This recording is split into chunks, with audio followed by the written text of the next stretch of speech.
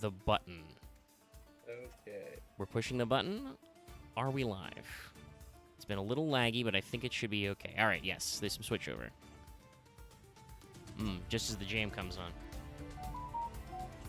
Nope. Yep, that's the notification. Is that just It's your going own well. notification, or is that somebody notifying you? No, that's my Alright. phone telling me Stream's that on, the stream is yeah. live. Oh, okay. Nice. Listen to that. Lost turns on the bell. Yeah? I mean, I do too, but I don't really get it anymore. Well, you need to make sure it's set to like all to be really sure. YouTube is picky about that. I mean, But I yes, also that's keep me. track of That's me, Discord. chat, letting you know that we do those things. Speaking of which, did Discord have an announcement for this? They did. Oh, that was the other thing I was going to mention too. Is it was really stormy earlier today in my region. It's not as stormy now, but power cuts. You'll know why. Oh, similar thing. It's looking very overcast today, so my internet might crap out because it tends to do that. Well, we'll do as much as we can on this saga that the people have given us. And yes, chat, if you are here, you do hear David. He is feeling a little under the weather in case you can't tell, but that means he had work off today, so he's with us for this thing that we're doing that I still think you made I us still do. don't know how the rap Like, stream went. literally- We probably should have still started this yesterday. So literally, pretty much the rest of the flooring department has requests in for Tuesdays off, which means that I never get Tuesdays off anymore. Well, luckily Tuesday is a bad day for lots of other people as well, which is why we have not been scheduling Prague. And Yeah. as evidenced by Yeah. the fact that I believe he's signed into Discord now, so Dallas might like burst in on us suddenly because he got the YouTube notification or something. But as far as I know, he has not responded to any hails. To run you through what we're on planning on Discord, doing, damn though. it. Yeah, that's what I said. Oh, and is Loth getting his phone call about his appointment? Hopefully it's just a phone appointment. Chat, let me tell you, scheduling this one has been rough. We're going to push through now because we're already here and we're doing it. But let me tell you, scheduling has been hard. So we're going to see what happens. So here's our plan. It's DD, double D. I believe that was the dub term was double D, but it's DD or D/D if you want to be specific, because grammatically it doesn't matter that it is not D dot D dot. Even though both mean different dimension, it's weird. I guess it's supposed to be like different dialect version of it. but- I assume it's just mostly a mechanical thing, so that the D/D archetype doesn't include like The warrior D lady dot and D. stuff from that. Lady, like Assailant, yeah. etc. Because while those cards are thematically related, as seen by the card art you were seeing, which is for the thumbnail, which is D/D recruits, even though it shows the D.D people, mechanically they're separate for reasons. Because DD and DDD were important archetypes in Arc 5 in the anime and manga. They have slightly different things going on there. The ones from the manga are even more pendulum focused, whereas the anime ones are kind of a unholy conglomeration of all the summoning methods. Yes, Which I was going works to sometimes. say. And sometimes doesn't. Yeah. So luckily tonight we don't need to tackle that because I have done the research. I have built the list. And I know for a fact there are 2 streams worth of stuff here. Because just D/D, just double D, is 22 entries in monsters. Not counting any of their spell traps. I think it's just 2 traps. And no dark contracts or anything either, which also go in the main deck. And then... yeah, we may need to discuss a couple of the dark contracts. Yeah, just to- and we may just or may to not set be- up because be those are yeah, important. waiting until Dallas is here for their next time to do that. We'll see how we want to play this. Chat might be able to help us out as well. But also, that's not all, because DDD, Different Dimension Daemon, is 28 entries. So we will not be going that far tonight. We're going to stick with the first 22 and just, try and pilot this out there, get you guys some of the basics. Whether or not, like I said, Dallas is logged into Discord. He may or may not see the stream going on. I did @hear the server about the live stream, so we'll see if he shows up, and you guys can yell at him. Loth is So- obviously taking his phone thing right now, but we're going to try and tackle DD and then move on next week to DDD. So, Got that? Omega, did you include, I'm pretty sure, I hope there's not a whole lot, But the D/D/D, the 4D. That's for we get to Yes. the other one. For the fourth D, I believe, is rendered in the TCG as Go DDD. And if Yeah. not, he's still only in the manga, and they haven't actually printed the fourth D, man. Okay. But Nice. that would be next time. Also, bless Look, you, I Axe. don't know a whole lot Okay. about the DDs because they require excessive amounts of brain power that I don't wish to spend on a children's kind of the card game. game, but Yes, not so really. I wanna. I mean, in the past they definitely did. Now that they've made better cards, their plays are a lot simpler. But yes, chat may be aware that, in the community, DD has a lot of memes about needing a flow chart or a combo guide. MBT I think tweeted a while ago about how he actually dug up the printout he still has of the 2016 DD lines and DDD lines. So Yeah. in the past, the they have infamous- actually been pretty complex. the infamous spreadsheet of, if you open these two cards, here's the things you can end on. Yeah, but Something maybe to that I'm a effect. bit weird about it. But I took it as like if you play a deck more than 5 times, like maybe 10 to 15 times, you'll be able to do that by my heart anyway. It's just it's more, I guess, it's a starter tool, which is why it looks more Well, yeah, complex than it used to be. most of your end boards in DDD look similar. The question is just how do you get there with what cards you have, because Yeah. not only is this an anime archetype and a manga archetype, so it has 5 bajillion cards, but it has also been getting legacy support because I think DD has always been pretty popular. I'm going to assume it was either a character thing for Arc 5, which I'm not familiar with, or just a general aesthetic. You'll notice as we get through these, the naming conventions for DD monsters are pretty distinct.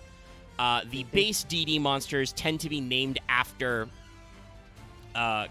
classical mythological creatures. No, I think there was a card. Or like mythical / historical. Oh, okay, figures. these cards don't exist yet. That's why I missed them. DD Savant, Schrodinger, Dirac, and Einstein aren't printed yet. Okay. I was a little concerned, because I saw them in the list of things, and I was like, what? Oh no, did I miss a card? No, not real. But in general, a lot of them have to do with mythological creatures, like from classic myth, or the DD Savants are named after real-life scientists, usually engineers or physicists. And so there's kind of this mix. Like, if you took out the Savants, I would almost say that regular DD monsters, you could make the joke of being D and D, the archetype, because a lot of them are just the kind of creatures you typically run into out of a D&D monster manual. It's also the thing of, I think, in the Japanese, it was like they were used to be like, it was like workers, and then higher versions were called executives. I think. Not quite. That There might is be the triple. There's a little bit of that theme. It's because some of the names for some of the big DDD monsters are homophones. So, for instance, the name for Oblivion King, as in DDD Oblivion King Abyss Ragnarok and DDD Wave Oblivion King Caesar Ragnarok, that becomes, the way you spell that is Kaicho, as in chairman. And DDD Doom King Armageddon, a very popular card, who's actually a main deck monster. His Great Death King is rendered as Shio, which is a homophone for CEO. So there's like a couple of puns. It's not It's mostly a because big deal, you're but about there's a to couple have of contracts. traps and spells with the contracts. So- Yeah, like contract laundering, for instance. It's like the pun of Larry in the new Pokemon game. Because he's a salary man. Also, Whatever. he's the normal gym leader, so Larry is a very normal name. He's a very overworked normal guy. I have not actually I gotten love that that far to man. that man because there's a fucking mountain full of level 40 not- Pokemon in my way, but I'll get there eventually. Yeah. I keep I'll finding keep- new I'll things to keep it catch. I'll keep everything secret because I think I've seen someone beat the game. So, Neat. But yeah, with all- DDDs and DDs have some different naming schemes. It's a weird mix of like mythological figures and like scientists, but also like the idea of like lawful evil demons or like devils, as in like contract-based things. Yes. Like I said, you can make some D and D parallels here if you wanted to. Yes. And the Also, DDDs, which we're not getting to, they have names after a lot of historical characters, which I'm sure our Fate-based audience will find very funny when we do that episode. But also, now. again, another reason why I think DD and DDD might be popular, they have some fucking choony-ass names, guys. Like, even in Yes, Japanese, they but do. especially translated in English, they are a thing, which appeals to some people. Either Paladin was a... Sorry, I'll go. The guy who is a fusion, a synchro, and an XE is my favorite one because he's got the longest ones. Well, which But, one are you thinking of there? The guy who's like a Doom King. Oh, wait a second. Yo! Oh my god. Hey, That was... Hey! we did Nice. shit talk him into showing up. You're a little late, but we Because haven't we're actually all started talking friends. about DD yet Ignore me for a second. because... Okay, we'll ignore you for a Gotcha. second.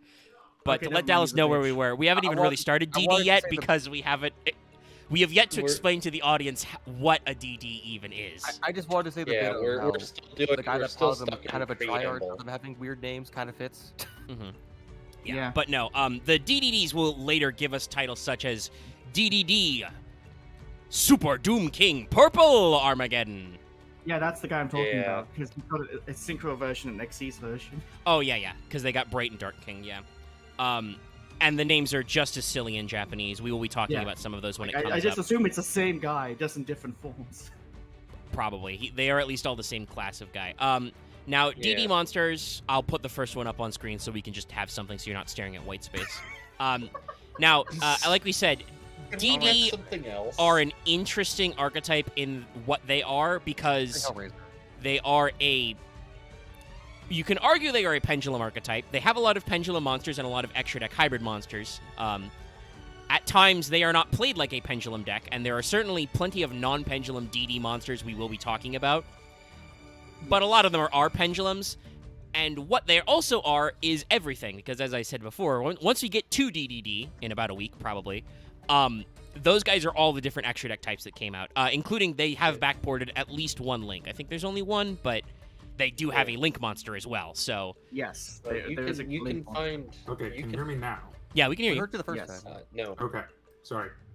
Well, I couldn't hear any of you, so I had Oh. to do I that. mean, figured out. if you're too quiet, you can just step further back from your mic. We'll hear you better, I think. Once again, I could not hear you.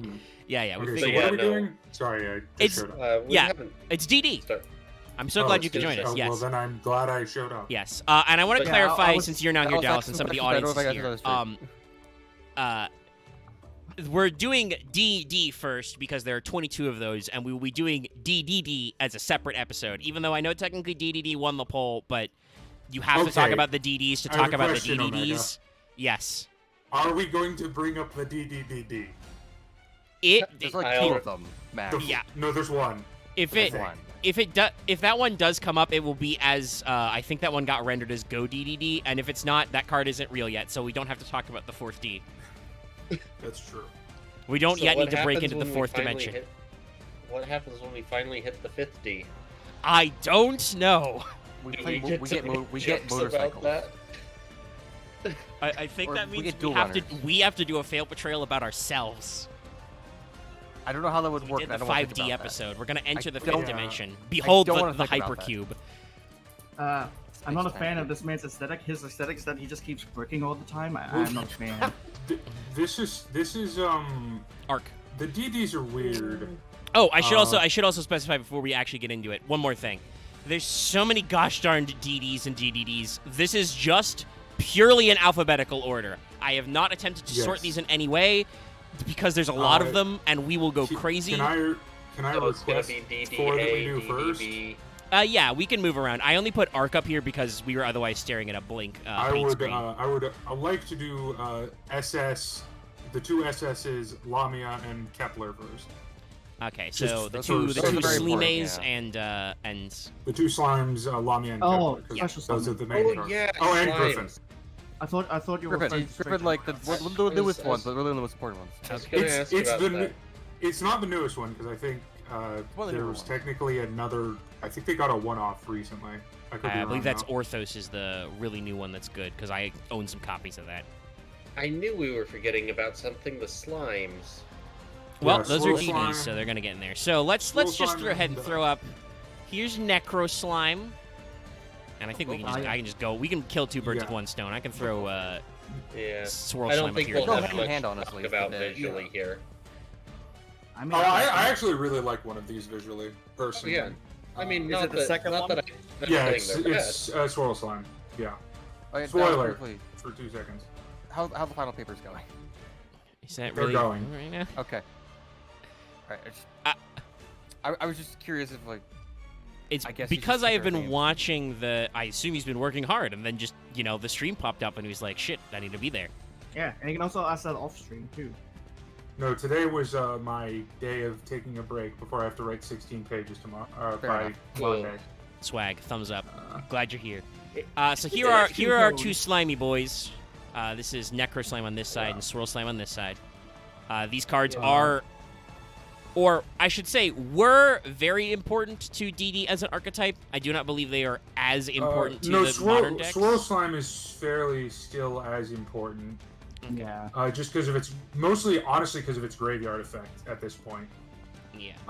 But Necro Slime has indeed fallen. From Well, Grace. the problem is a lot of the fusions aren't really like end points anymore. So Yeah, I was gonna say, if I remember right, these it's these were interesting. how you got into your fusions more easily. Yes, both of They these have both are, effects but- to fusion summon. And that's another thing we brought up earlier. The DDDs, which you're not yet talking about, those are all different extra deck types. So naturally, your Huh. archetype Actually, will. Omega, not necessary. Well, I guess the ones that There- aren't are pendulum. So There are a couple that are main deck, but a lot of them are there's their one that is extra a deck purely options. effect monster. I forgot about that guy. Yeah, we'll get to him. It's gonna be a thing. But that means that your archetype needs ways to synchro and fusion summon. Yeah, and there are a couple, but one of the two main ones, I would say. Yeah. Two of the main ones. There's one other really important one, but it's not even a monster. Yeah. So But the two main ones are Swirl and Necro. also, actually, I don't think this has been specified yet. You guys at home probably could have assumed it, but I do believe that all DDs and all DDD. Actually, no, it might not be all DDDs, but all DDs are Dark Fiends.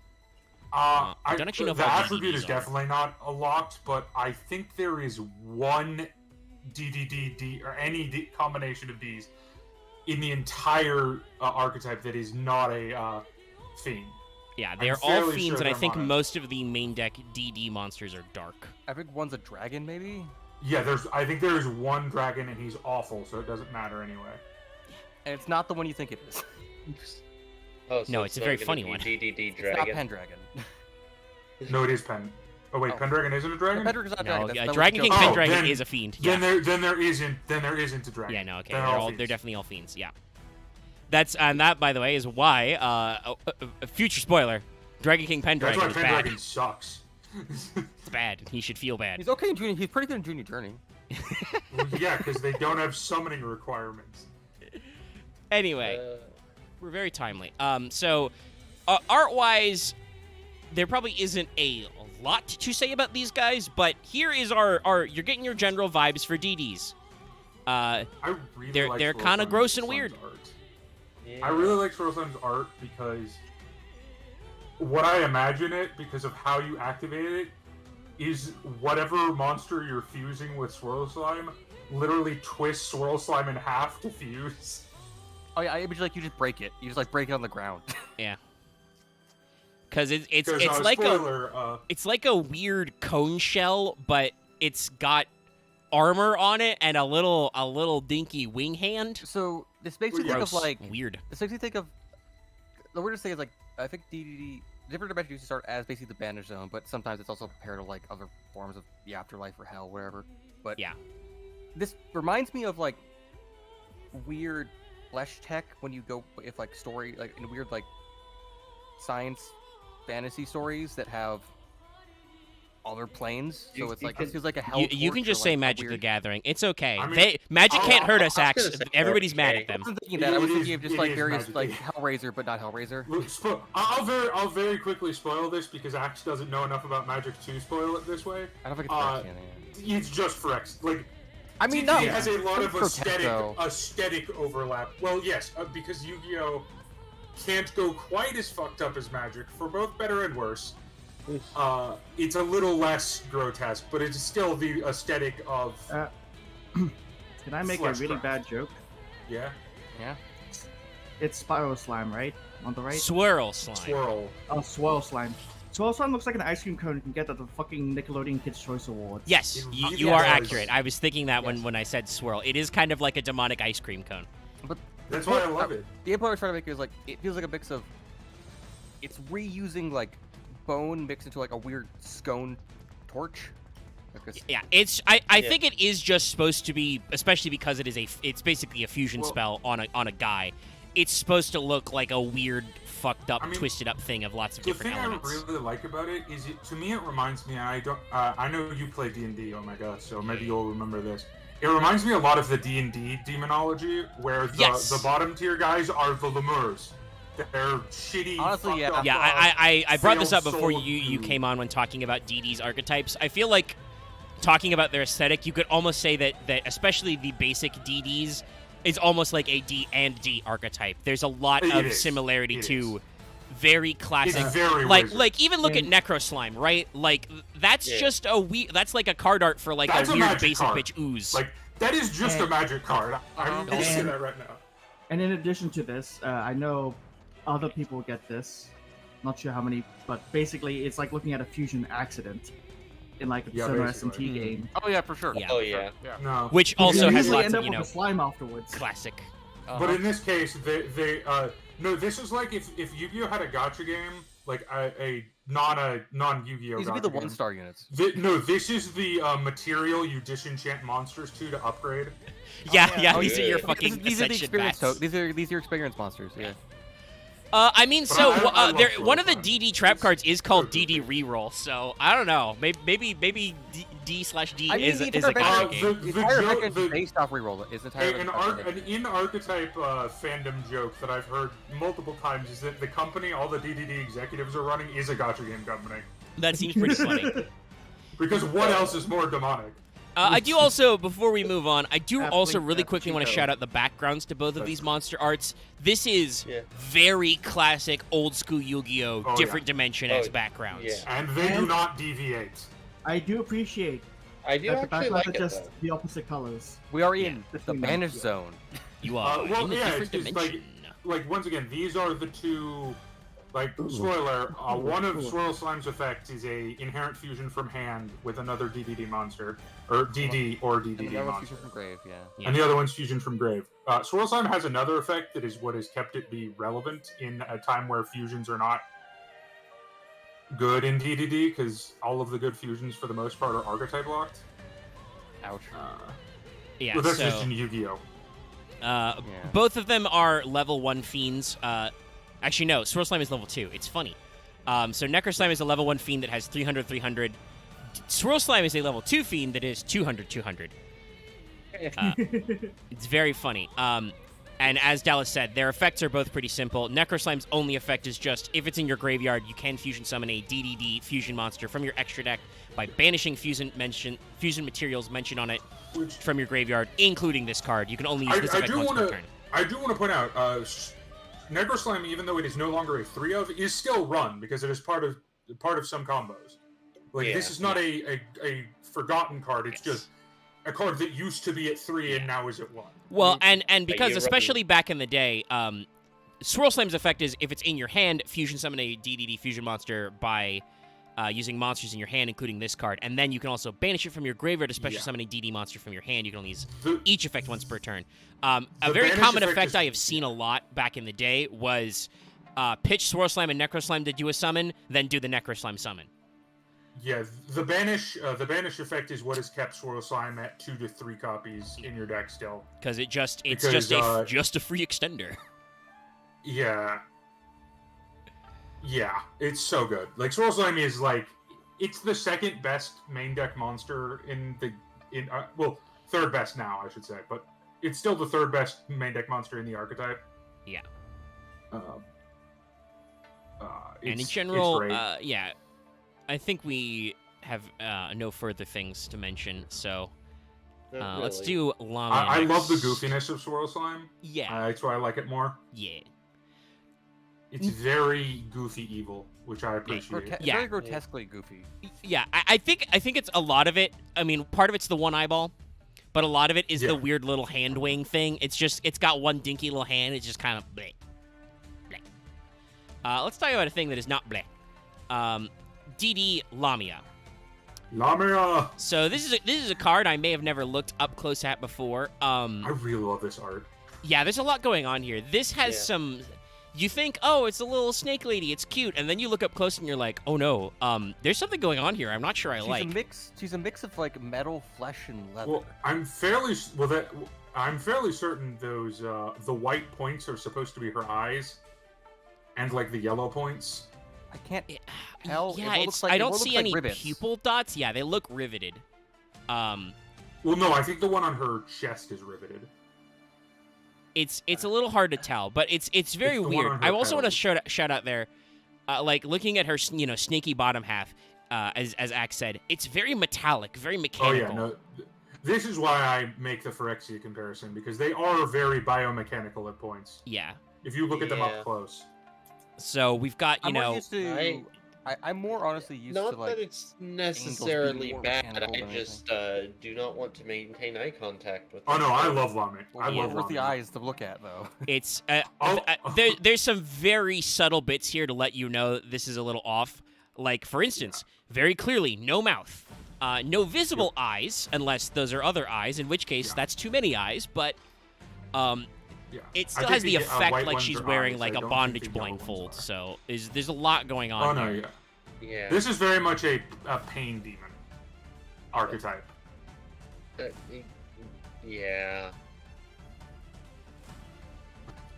Also, though, she thick with 2 C's.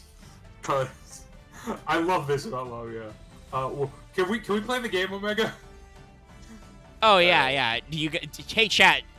Obviously, if you know, you know. But do you want to guess what stat line Lamia has? You all know they're fiends, so you don't need to worry about that part. Funniest stat line ever. I don't know if I actually no. I like it because it's part of the joke. I want to let you know this is a level 1 monster. What's her stat line? Is it like 102,000 for a level 1?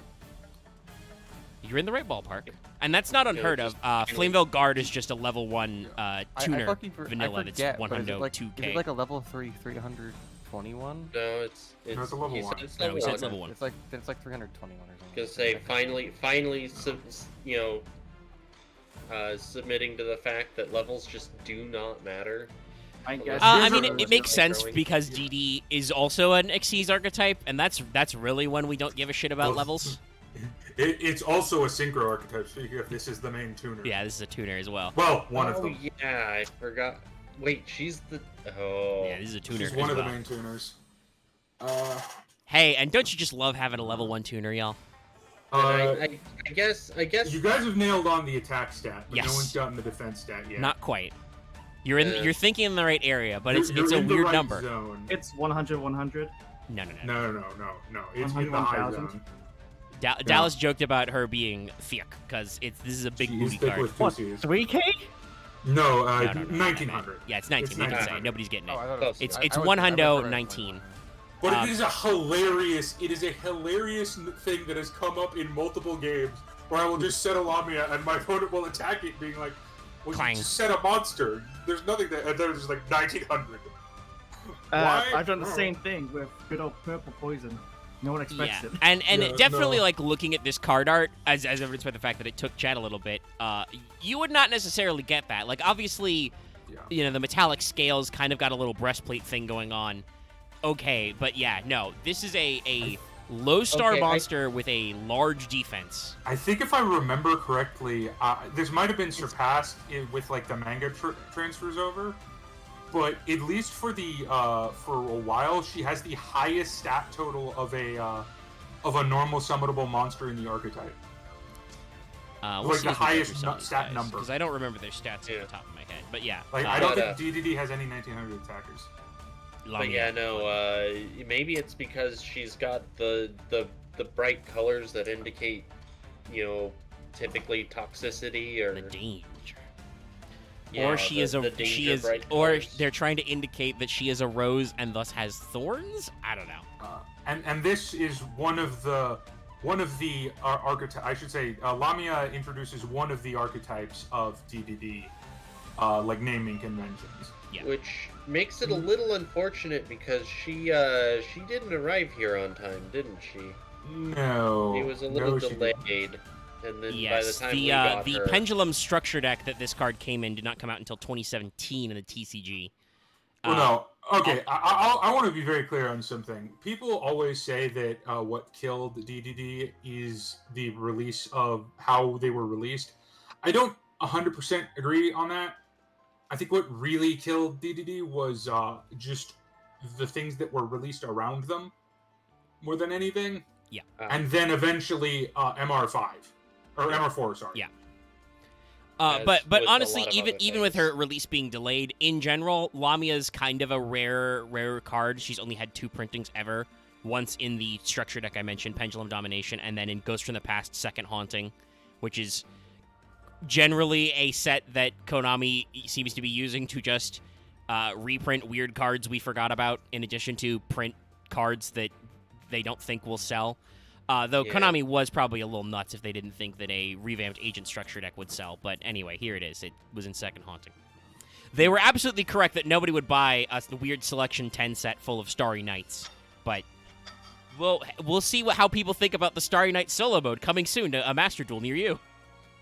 Yeah, I was about to ask if you heard about the new Master Duel stuff. Yes, if we want to take a second to talk about it, the update just happened last night. It's pretty cool. We've hit 50 million downloads, so there's some shit to get.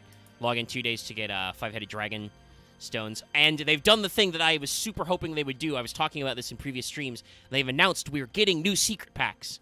The way it starts is right now there is an Albaz secret pack around. It's basically Albaz and branded and cards that are related to them, so like the original Ecclesia, shit like that. Some Sword Soul, stuff like that. Yeah, it sounds like there might be a couple of new cards in there, but it's Yes, mostly there's like repackaging 3 a or bunch of 4 the new old ones, stuff. but a lot of it is just reprinting cards, some of which are in other sets or some of which aren't in a secret pack yet. And it is available for everybody until December, regardless of if you unlocked it. After that, it will be unlockable like a normal secret pack. And I hope that they start to do this like, you know, not all the time, but maybe like once a month, because there are a lot of archetypes out there that have been introduced that are not in secret packs, and the game is now like 10 months old. And those selection packs, which are like on like a 3-month rotation, have gone out. I talked about this with the Anti-Spell Festival. After I got, you know, the special items and most of the gems out of it, I kind of quit off because I was enjoying playing Dinomorphia. I wanted to tweak that deck. Those cards are all supers and ultras, and they're not in a secret pack anymore, so you were just fucked. Yep. That said, they did announce the selection pack for Runic and Labyrinth is coming, and I will be playing the shit out of that on ladder. Boy, I tell you what. Yeah, I'm gonna buy the Hopefully shit more out of that Master Duel, secret pack. people in Discord has seen me bitching in trad games about playing Master Duel. Yeah, I'm not trying to get on ladder. I've fallen down to bronze 3. We'll see how far I get by the time Labyrinth comes out. I have more fun at the bottom. I feel like I fight my way out of gold and then lose interest and go back down to silver every time I play. Yeah, I've been to platinum before. I did not have a good time there. Oh no, I get to platinum. It's just Well, playing that's what I mean. platinum. That's what I mean. Like, I've gotten to platinum 5 and just been like, wow, this sucks. Put me back. Yeah, Take me back. which is theoretically what because they added a They added casual diamond. mode, Yeah, right? that's hypothetically people should go to diamond, but I think the fact that diamonds can't stay in diamond it means that there's still a lot of shitters in platinum. It's just unfortunate. I don't even know what's popular in the meta. But let's keep talking about DDs, because we got a lot of these to go. Lamia is of tuner, as we mentioned earlier. Dark, obviously. Her effect states, if this card is in your hand or graveyard, you can send 1 DD or 1 Dark Contract card from your hand or face-up field to the graveyard, except Lamia. Special summon this card, but banish it when it leaves the field. You can only use this effect of Lamia once per turn. So, her effect is okay. Yeah. It's very... So, this is a term you're going to hear a lot in DDD, and it's why the deck has a reputation, in my opinion. It's not... I don't necessarily think the hard part of DDD is necessarily the combo lines. It's very situational, and if you do it wrong, you just fucked yourself. Yes. It's being reactive of DDD. You is need hard. to know what you're doing with DDD, and the simplest way for a lot of people to teach you how to DDD deck is the examples of the flowcharts and the combo lines. You don't actually need to like memorize those. To me, the thing that helps is honestly the most important thing of DDD is teaching people when and not to do things. Yeah. So hard to master, easy to fuck up. Yes, very easy. I wouldn't even necessarily say hard to master. Well, and it's I would just say very this, easy to and fuck up. we haven't talked about the Dark Contract at all. I don't know if we'll do that this episode or next episode. Maybe we'll split them up a little. We'll see. But we need to talk about one. most of you guys should know these Dark Contract cards are like spell and trap cards, usually continuous, that very frequently have some sort of cost in life points. So this is a deck where if you fuck up your plays and you accidentally put the wrong contracts out, you will literally kill yourself. You will not get any plays and you will run out of life. And even so, the other part is, if you notice, when you activate her effect, if she leaves the field, she gets banished. So you have to make sure that synchro play is worth it, or that link play. Yes. Generally, those are the only two things you. And that it's not going to get interrupted. by That something said, that a makes her leave the field. special summonable from hand or graveyard, which can send from field or graveyard, to get a level 1 tuner, that is a great effect on a tuner. Especially because this card is also level 1, which means it's a 1-for-1 target. Plus, you could also just normal it, and then you had to do it twice. It makes Crystal Wing Synchro Dragon lines very easy in this archetype as well, just because of having a level 1 How many tuner. like actual normals does like DDD have as a deck? 4, I would say. Oh, okay. We'll get into them. Yeah. But I'm just gonna tell Omega the order Yeah, if go you're for okay it. with that. Go for it. Of like relevant cards, Kepler Yeah. is gonna be my next. I was gonna say which because I remember you said which savant it was, but I was like, it's been 20 minutes since. Well, there's another savant we have to mention, but Kepler's probably more important. Yes. They're both at 3, so it's debatable, but. And so, in case you couldn't tell from that name, the savants have a slightly different naming convention. Yeah. They are named after scientists, several of which They're aren't out R&D. yet. I brought this up R&D. earlier. A couple of them are in there. And hey, remember how we talked about that mechanical thing? Yeah. You can tell from the art. You can tell from like the art rate, the actual resolution of the art that it's a pendulum card. Also, yes, this it's got the elongated art because it's a pendulum card, so you get some extra spice in there. I've just noticed that it's a mix of a dude and a beacon, like on a space. Well, no, like it's a a- star No, ship. it's a model of the solar system. It's a model of the solar system. Oh, There's a special word for that, but I don't know it because this is Yeah, named after Johannes Kepler, the astronomer. Among many other things, he was a I never big put that brain together. big-brain never noticed Renaissance the other boy, word. so he's got a lot of thoughts. But The only reason I know that this one is because this is I would argue the first DDD card because it's the first one shown in the anime. I would say the background's really This cool. card is fucking broken. It's like Kepler's a pretty important one, yeah. It's like seeing, 8 things. It's like seeing a. It, also, the distortion effects look like he's being like summoned from beyond the veil, kind of shit. He's the stars are right. He's coming down. Yeah. Yeah. He's here to Also, party. he's got a discolored moon behind him. Yeah, Yes, feel There's the blood something moon. not right there. I love Kepler. Yeah. But no, his art's great. Like, And it fits It's perfectly very- because Kepler's thing was his mathematics, which started to underline the works from gravity. Newton, for instance, who is a card later as well, used a lot of Kepler's work for his calculations of planetary motion, which led to his theory of most of gravitation. these scientists are at least tangentially related to the solar system and the stars. Mhm. I don't think that's an accident. Yeah, because a lot there's of them are.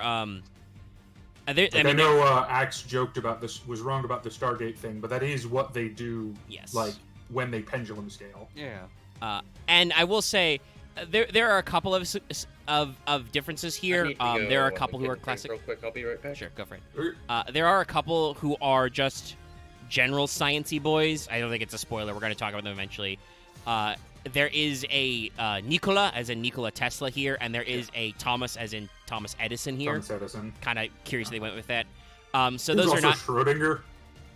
Well, yeah, but Schrodinger, that's a lot of these guys are physicists. Schrodinger is still so far still anime only. There's also an anime only Einstein and a anime only Dirac, as in PAM Dirac, the Dirac C, negative energy, that kind of shit. There, for some reason, Laplace is a DDD. I don't know why they decided to put that one later, but yeah, that's a very famous mathematician in physics as well. So there's a lot of vibes, and I think it fits because these kinds of engineering and mechanical questions, that's often where a lot of the really freaky shit, like if you've ever read old sci-fi and run into some weird concepts, that usually because somebody was trying to explore a mathematical theorem, if you think about it. And for a unificating card effect, if I'm remembering correctly, and I don't include the anime only ones because I don't know them. Yeah. But I believe all of the savants are scales. I believe so, yeah. They are meant to I'm be not sure about scales. Galilei, Dirac, or Einstein, but all the other ones are scales. Yeah.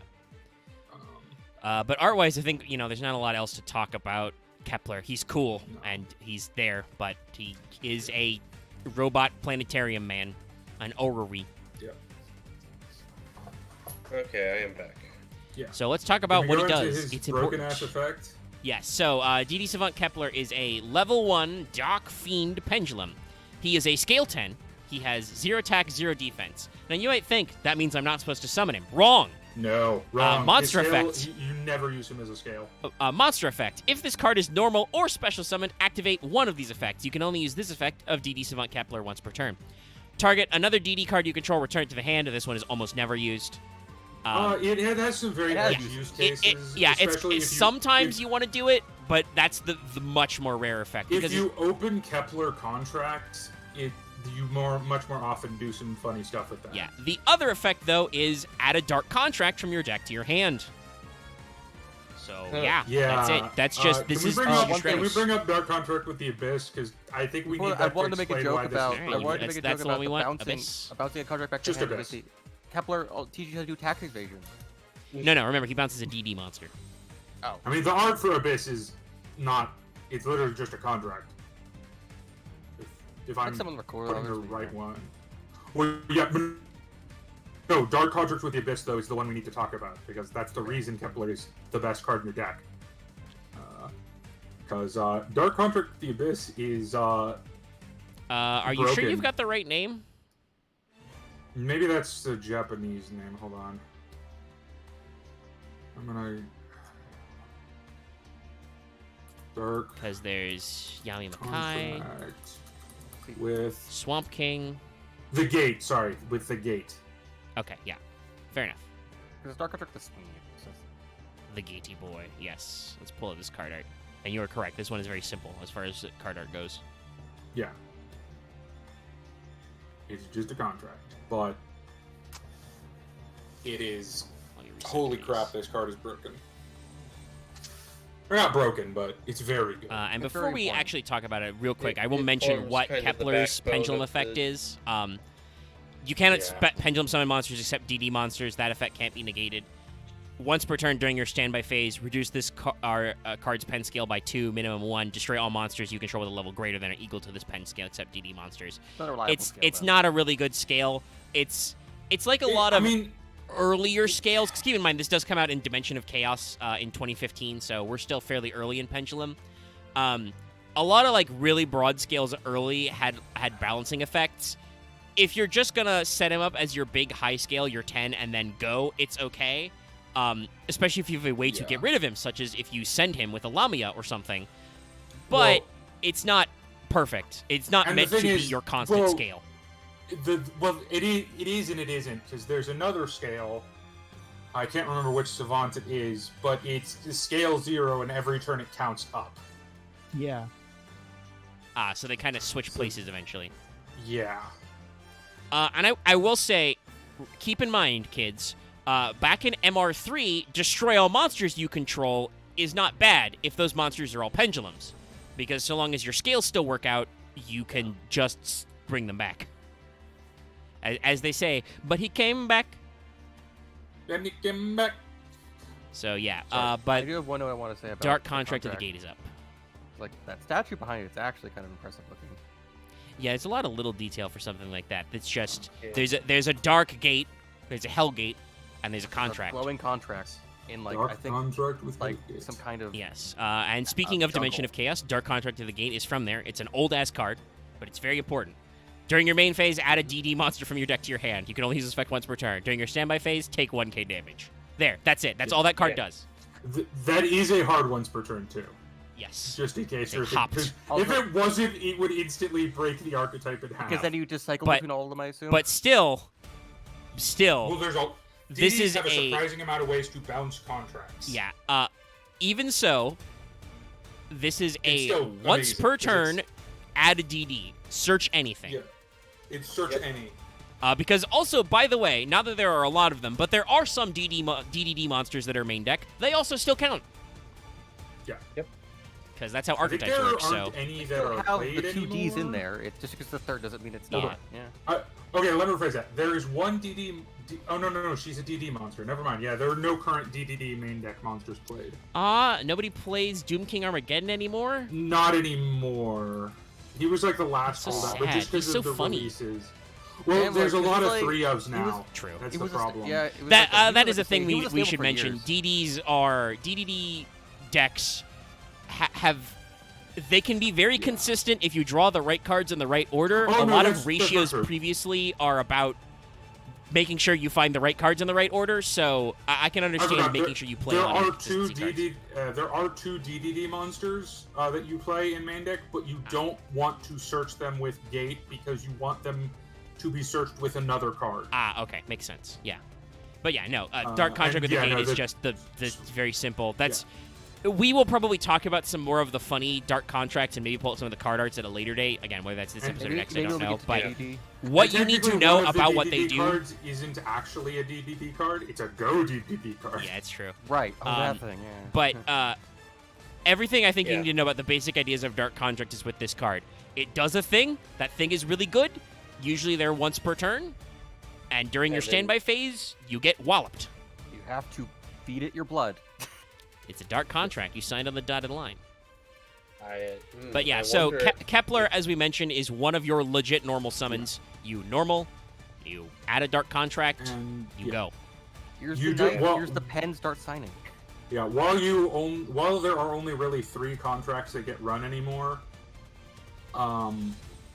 searching Gate is so important that it's like, Yeah, It's after it's just- consistency. yeah. Gate contract with Gate is one of the ones that if you shut it down, DDDs hurt. Yeah, I would say not as much anymore, just because of DD has a Little things lot to more search. consistence now. This is why the ratios get kind of tight, because there is a lot of... But I think Gate is the only contract that is still regularly run at 3. I mean, I wouldn't see why not. It's like it's basically Rhoda.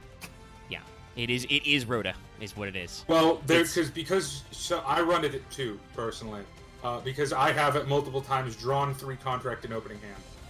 That does sometimes happen. That You does gotta sound like Because you. I hate luck. All right, so Dallas, So do you want to why proceed? do you play this archetype, Dallas? It sounds like It's it good, hates but you. when you do it right, it's awesome. Because I know the combo lines. Dallas, And are 'cause there I any like more decks that have any more variety of main decks. cards we want to Yeah. call out, or Oh, yeah. do we Yeah, want to yeah. start going down alphabetically? I would say Griffin is probably a good call out next. Alright. I'm just going down to 3-Fs, honestly. I mean, And then when we run out of them, we'll just do the rest. Griffin, by the There way, is only, another one like, of the 2 very new more. cards. This came out in Yeah. Battle of Chaos. That's how new this fucker This is. really changed how the deck is played, I would say. And you more can than also anything. you can also tell this card art is a little newer. It does look a little cleaner. That said, we're still very much in the normal Still range on brand. for card arts. This is a bondage Griffin. Yeah. Yeah. I'm also not sure if like the things are meant to keep his parts together or not. I'm not sure. No, I don't think so. I think he's just a Griffin. All right. He is a lion eagle. They've done some bilateral symmetry, which is kind of fun here, where like he's got a back wing and an arm wing. Yeah. But because he's got one lion hand. Still pretty good. He's a chimera creature. It's cool. He No, is a no, Griffin. Chimera's a different card. Bear. He is a Uh, Griffon. We've still got a lot of the weird void of Oh, no, outer wait, there space isn't a Chimera, vibes. Sorry. There should be a DD Chimera. Anyway, cards for later. But yeah, he is a Griffin-y boy. I don't know much else to say about the card art here. I mean, card art wise, no, there's not a lot to say. I'll be honest. It's not bad. It's just what I kind of expected. There's when you know the card is called Griffin, there's not a lot to grab onto here. Yeah. There's nice touches, but that's really not much else to say. At this point, I'm surprised it's not some weird machine, but. Well, we're still in DD territory, and it's not a savant, so true. we got a lot of. Yeah. We don't need to go whole hog yet. But okay, really DD Griffin. This is a level 4 Dark Fiend Pendulum. Omega, I'm ahead of time. I'm very sorry for having to read these effects. This is a lot of text. No, it's okay. A lot of text. It's not really that much text. Not when it's blown up. The main thing is it's a pendulum, so there's 2 text boxes to read. But it's a scale 1. It's 12/12. So its pendulum effect is target a fiend monster you control. It gains 500 attack until the end of this turn for each dark contract with different names currently on your field or in your graveyard. Then destroy this card. You can use this effective DD Griffin once per turn. So an interesting little, attack fixing effect there. The attack increase is almost completely unimportant, but the fact that it can blow itself up is very good. Yeah, he can get the way out of there. And the number is not insignificant because it is field or graveyard, and it's 500 per, so that might matter. Yeah. But its monster effect is, if you control a DD monster, you can special summon this card from your hand in defense position. If this card is pendulum summoned, discard a DD or dark contract card, draw a card. If this card is special summoned from the graveyard, add a DD card from your deck to your hand except DD Griffin. You can only use each effective DD Griffin once per turn. Yeah. So yes, this card has 4 conditional once per turn effects that all have separate ones per turn. So it sounds like you special it, you use a Swirl Slime, then you go from there, keep going, and keep going. Well, Swirl Slime no, doesn't work. Okay, so that's from hand. I will break down the combo in a simple fashion. I joke. Generally, it's special summon, link off into Gilgamesh, set scales, pendulum summons, XC over top, link off the XC that it's attached to, so it goes into the graveyard, fusion summon Genghis, special summon it from graveyard. Yeah. Sounds really helpful. Keeps you... It's very good. Yes. Griffin, the main thing with Griffin is all of its effects are about giving you consistency and extension. You get to special summon it from your hand if you've got a guy.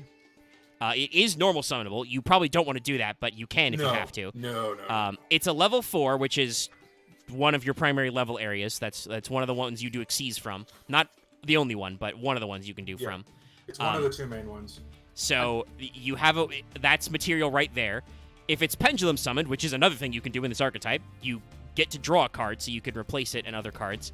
Then, as Dallas noted, when you Xyz summon and you do things with that, those go to graveyard, whether that's detaching or if you get rid of the Xyz monster. So then you can bring it back if you can do that through any method, and that lets you search another fucking DD card. Spoiler, the ways the DDD have to reborn monsters from graveyard are innumerable. As you would expect, I think, from a different dimension demonic archetype, is just, we live here. A kind of dumb thing about this is, like, it's also had a bunch of effects. Even if it wasn't DDD archetype blocked, it is a card that mostly only DDD could ever make most of its effects work in a single turn. No, I think this special summon graveyard effect and search a card would be broken in any archetype. I meant to use more than just one of its effects in a turn. Well, yeah, but I mean, this is as evidenced by the fact that this was like a one-off card in Battle of Chaos from earlier this year. This is meant to be a DD Band-Aid card. It wasn't a one-off card. It was a 5-off. There were 5 cards, and they were all very important. Okay, well, we'll get to them. I think some of them are more DD. Well, one of them's a DDD. It was the only DD card, I'll say. Well, the only DD monster. Yeah. In general, these batches of support are meant to be Band-Aids for the archetype. Usually when Konami does legacy support like this, they are not really trying to make an old archetype the new hotness in everything. Sometimes that happens, but usually what they're trying to do is they're trying to just refresh old decks, maybe make older players happier come back, add a couple of new strategies.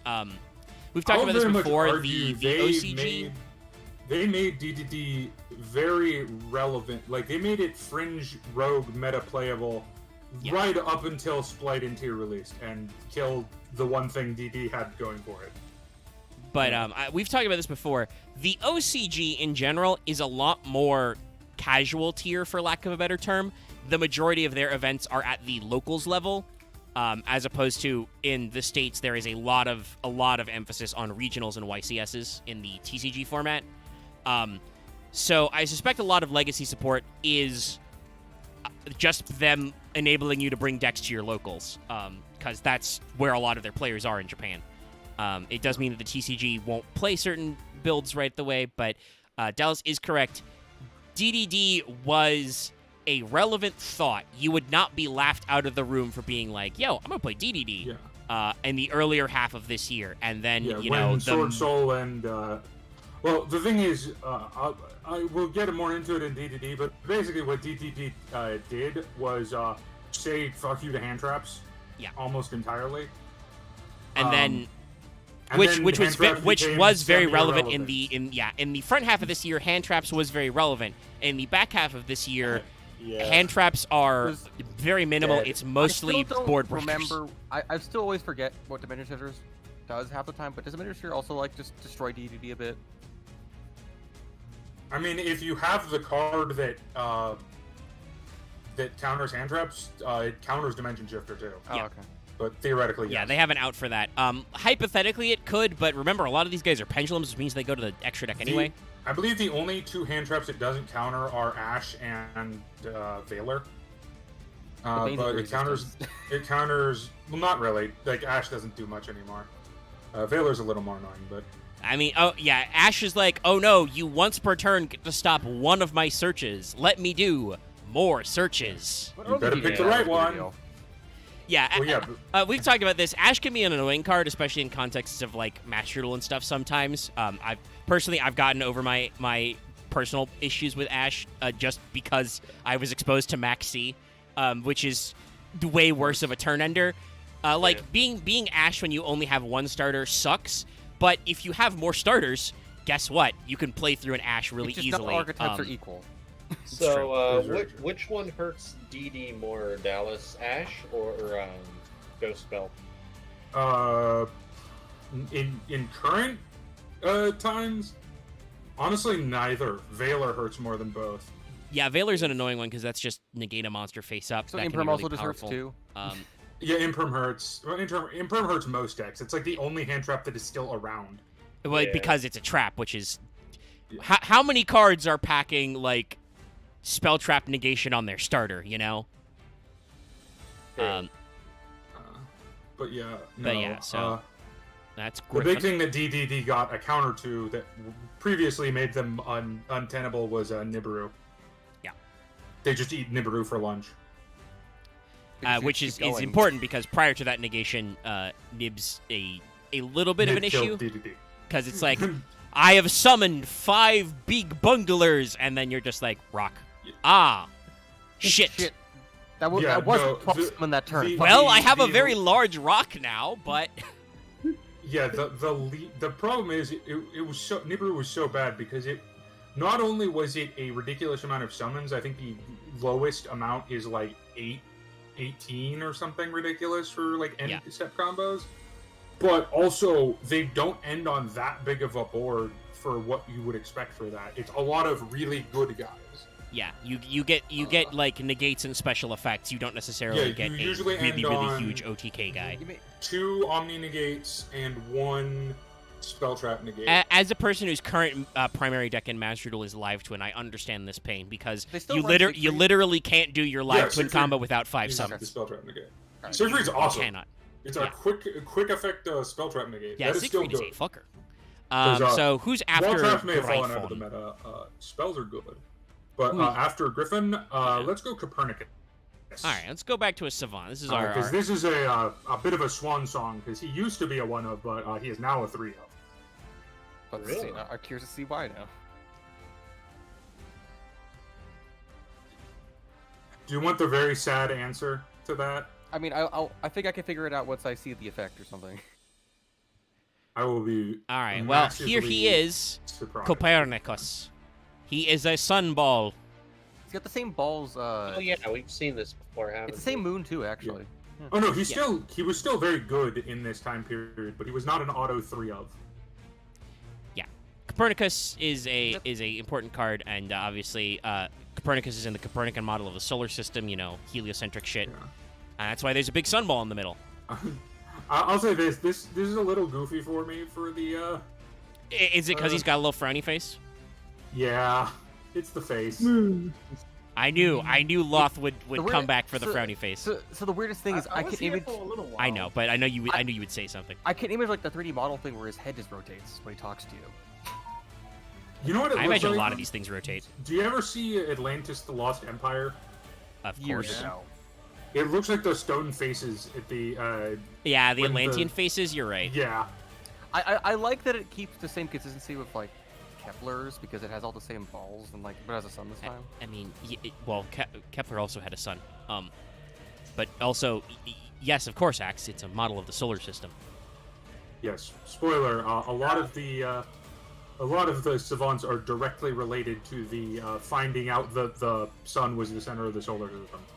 And another question I have is, looking at that face, why does it look like he's about to tell me about the spirit of Martin Nui or some shit like That's that? very true. Yeah. Is there? It's been a while since I remembered my Bionicle lore. I did used to get Lego Magazine back in the day. I would read the Bionicle comics, but it's been a long time. Did we ever get like space Bionicles? Did we go beyond the island?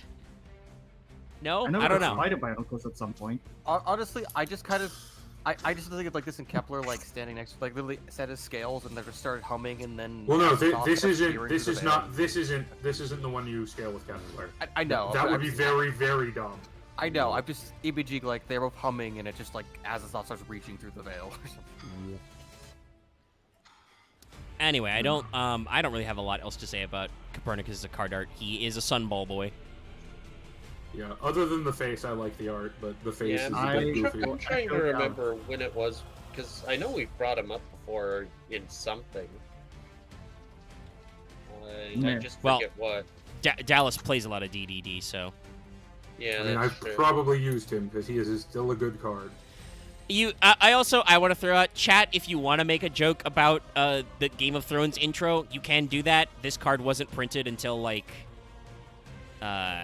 when's the first Japanese release? Like it was first used in the anime in 2016, so Game of Thrones started in 2011. That's right, I'll make y'all feel old. Damn. So yeah, Don't need to get around to watching you that. can get the jokes. Well, you know, Dallas, there's a good thing. You don't have to watch all of it. You could stop at a point. Everybody will Nah, let you I'll know watch when to the stop. end. I'll watch the ending. You'll I'll- write it out? That's okay.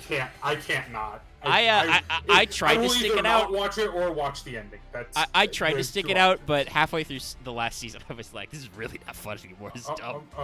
Here's the thing, though, Omega. You overestimate my ability to tolerate shit media.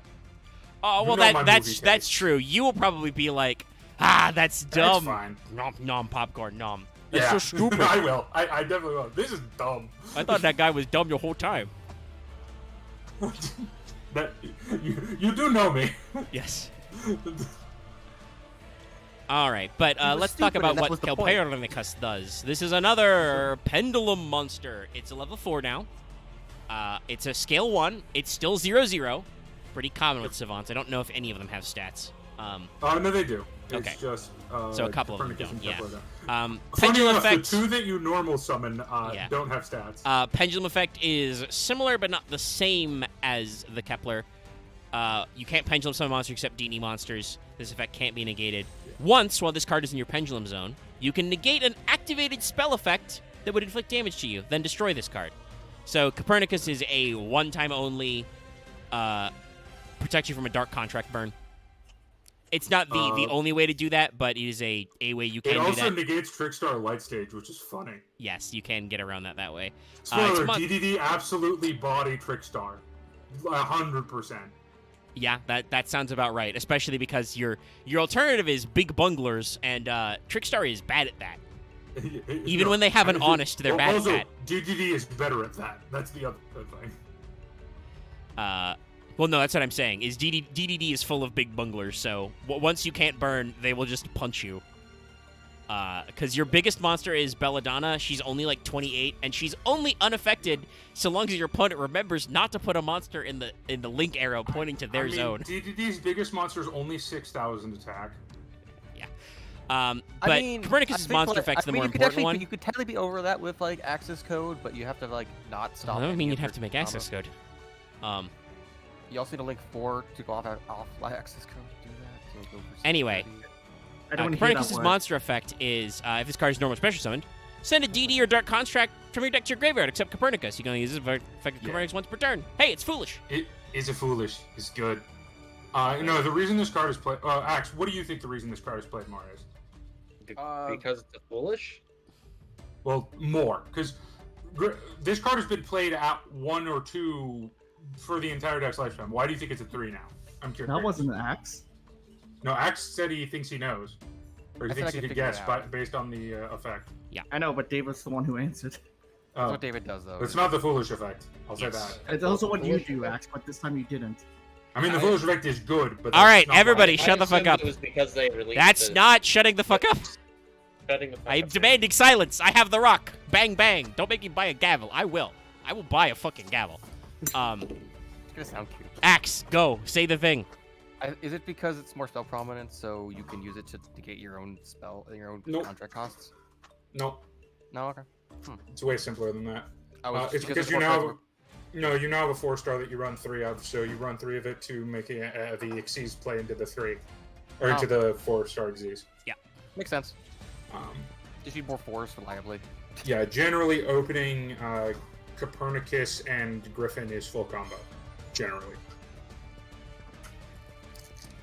Makes sense if like there's not any other 4s that are reliable.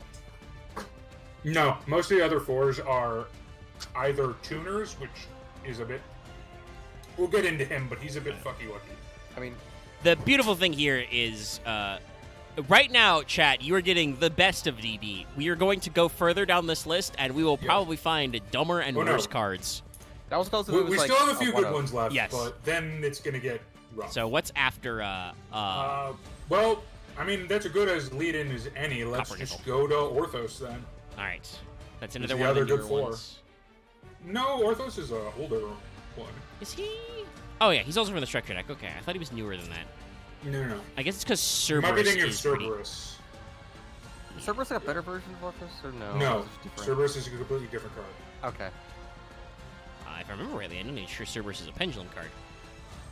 It is, Okay. but it's Listen, there's it's a lot not of a this tuner, list. which Orthos is. Yes, this is Orthos. It is a pendulum card. You can tell because he's tall. Him He and is a Griffin look very bondage similar. dog snake. Yeah. What? Yeah. That is Orthos. No, he Yep, is. it's an Orthos. He's a double dog with a snake, and they're all What bondage. an Orthos is. He's got metal plates this time though, just like Well, holding except for above the him. bondage. I mean, yeah. Griffin kind of had some more of that as well, using the leather plates to like bolt all the the metal plates to bolt all the straps together. But this is slightly different. But yep, snake dog. Hello I in mean, the this world looks like a of little snake Tokusatsu dog. villain. I'm gonna be honest. It does. This looks like a Tokusatsu one-off monster. Also, It does look like a weekly monster. this is not what Orthos looks like in Shin Megami No. Tensei, but I would say that with the like aggressive and dark but still slightly cartoonish proportions, this could also be an SMT demon. Oh, Like- it absolutely could be. Like Well, it's yeah, not Orthos- what they use for Orthos, but it is still got, like I said, like the As someone proportions. that can talk about it, SFT is something else too. Like SFT is weird. Like they like to jump between horribly grim to mundanely stupid and funny. Yes. I mean, I think a lot of that had to Totally do because a fair number of the classical demon designs come from back when they were on the NES or SNES, so they had to do designs that were easy for you to tell from like 8 or 16 bits of pixels. Well, I mean, also, to be fair to SMT, if you look at the Ars Goetia, some of those demons look stupid. Some are just fucking weird. Yeah, I've always had a lot of fun with that. There's a line it's- that has like octopus limbs. It's one of my favorite things about Grim Grimoire. They had some demonic sorcery is one of the different magic types you can learn in your fucking Harry Potter ass school. And so is alchemy, and they have wheel chimeras. That's I think that's alchemy's big tank unit is just a fucking wheel chimera man. Clonk, clonk, clonk, clonk, clonk. I think fun. there are about 3 more good Cabriolet. good DD monsters, and then we can go to whatever you want to do. We'll just do them in alphabetical down the line. And then probably. Dallas can also All right. tell us why they're not good eventually. We'll probably be able to tell why they're not good. But Or yeah, I'll just look at them and go, "This is a card." Porthos. Anything about him we want to say? I mean, his art is fairly. It's a lot worse up close. Yeah. I'll say that. I don't like it. Oh, yeah.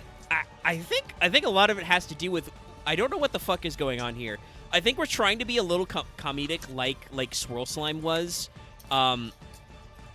because like the heads are like cartoonishly oversized, but it just gives me more questions. Why does he walk upright? What the fuck happened to his arms? Is he a wearing dog a snake? giant Is that collar? why he has a snake? Is the snake his arms?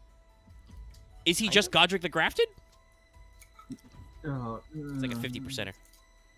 Yeah. 50%. It's always 5. Somebody in chat will get Is there. he wearing that snake as a scarf? I'd wear a snake don't scarf. know. All fathers, one and all. That's okay. Godric was a bitch. Literal first try. Hey. Oh, wow. I guess you just didn't get comboed by the AoEs. No, I fucking stayed away. Are you kidding me? I know what's up. Do you have someone to take the aggro for you? Yes, of course. All right, cool. You're good. I summoned a spirit and some wolves. Now that I think he probably would have caught me even if I didn't. It was fine. Anyway, I was probably slightly overleveled. We can talk about that later. Orthos. So Orthos is a pendulum monster. He is another 4, as Dallas mentioned. He is a 3 scale, which is not a huge problem in DD pendulum scales. It's not ideal, but it's not the worst low scale. It's better now. It used to be awful, but now that they actually run 4s, it's not as bad. Its pendulum effect is pretty simple. Once per turn, target a spell trap on the field, and then one other DD or Dark Contract card you control destroy them. That can... That's a pretty good effect, honestly. It's an MST type effect. It can't pop itself, but it can pop your other scale if you need to. It can also pop under skill drain because it's a pendulum effect. Yes. That's It's very funny. actually important. Helps back a in the lot day. in Master Duel. Yeah. If your opponent tries to set you up with floodgates that negate You effects, say fuck yourself. yeah.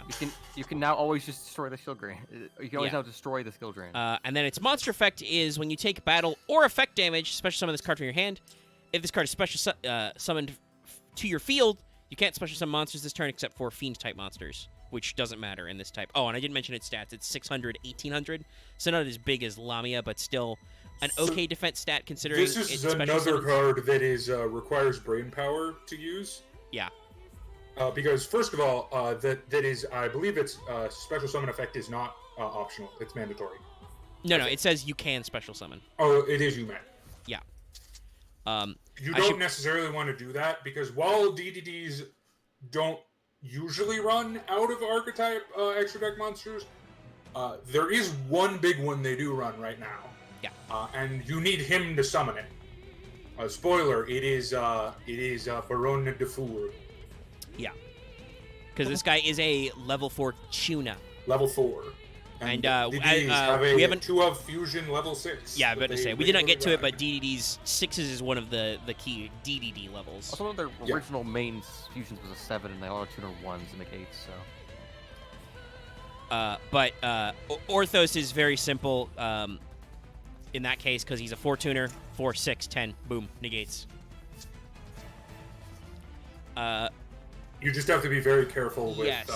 Because I should note Special summoning. the special summon effect, the card where if it's special summoned, you can't special summon monsters. That is mandatory, and that is just anywhere. And that also if at includes any pendulum point, summons. yes, if at any point you special summon a DD Orthos, you are fiend locked. So you have Which to. is usually have to be fine, careful. but if you want to go into Baron, you have to do it first. Yeah.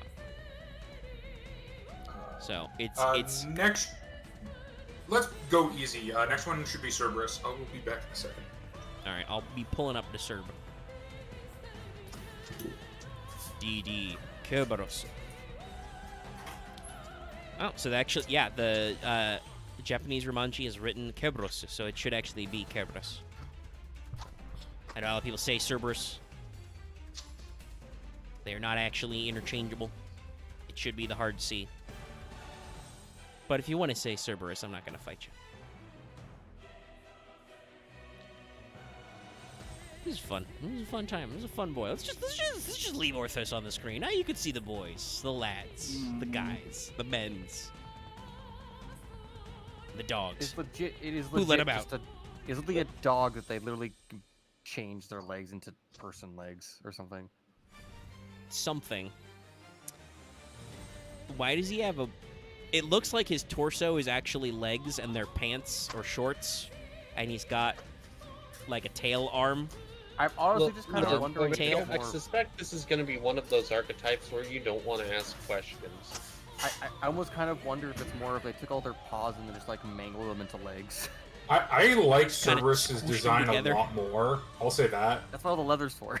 Well, Mangle it. I feel like with the extra detail here and the bit with the tail, Kerberos is a lot more obviously fucked up. By the way, also while you were gone, Dallas, the Japanese name is actually spelled out Kerberos, so Yeah, they do use the K sound. Kerbos. Regardless of how you want to say it, the snake in Orthos is just weird. Whatever is going on with his arm, tail, butt, leg thing is just like, what is happening here? I also think that the proportions on Kerberos's heads is not quite as comedic as Orthos. Hey, Omega, I think I have a theory now. Go for it.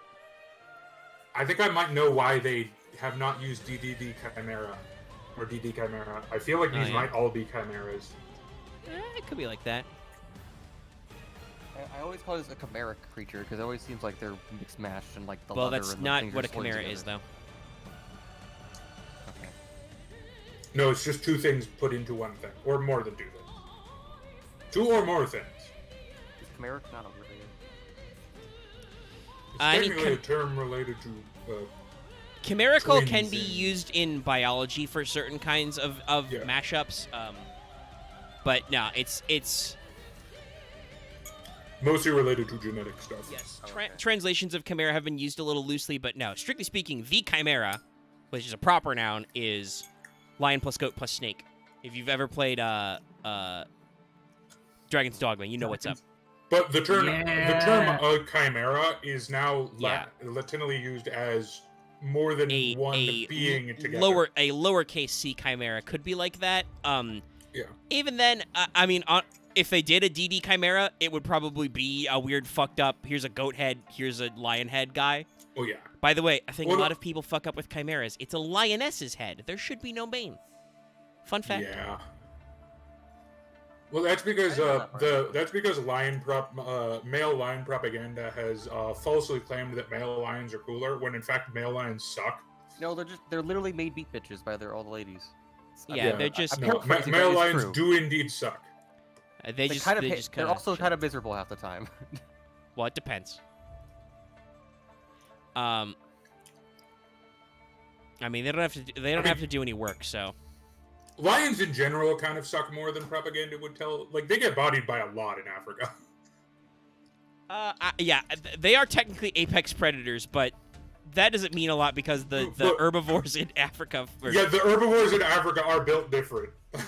They're terrified. Elephants, hippos, and rhinos. Water Oh buffalo, my! Everyone would- water everyone Water should fight a buffalo, hippo. yeah. Water buffalo Don't 2 are also fight- pretty Don't fight intense. hippos, you will die. Or nothing should fight hippos, even lions. No, Even elephants- crocodiles don't elephants can fight fuck with hippos.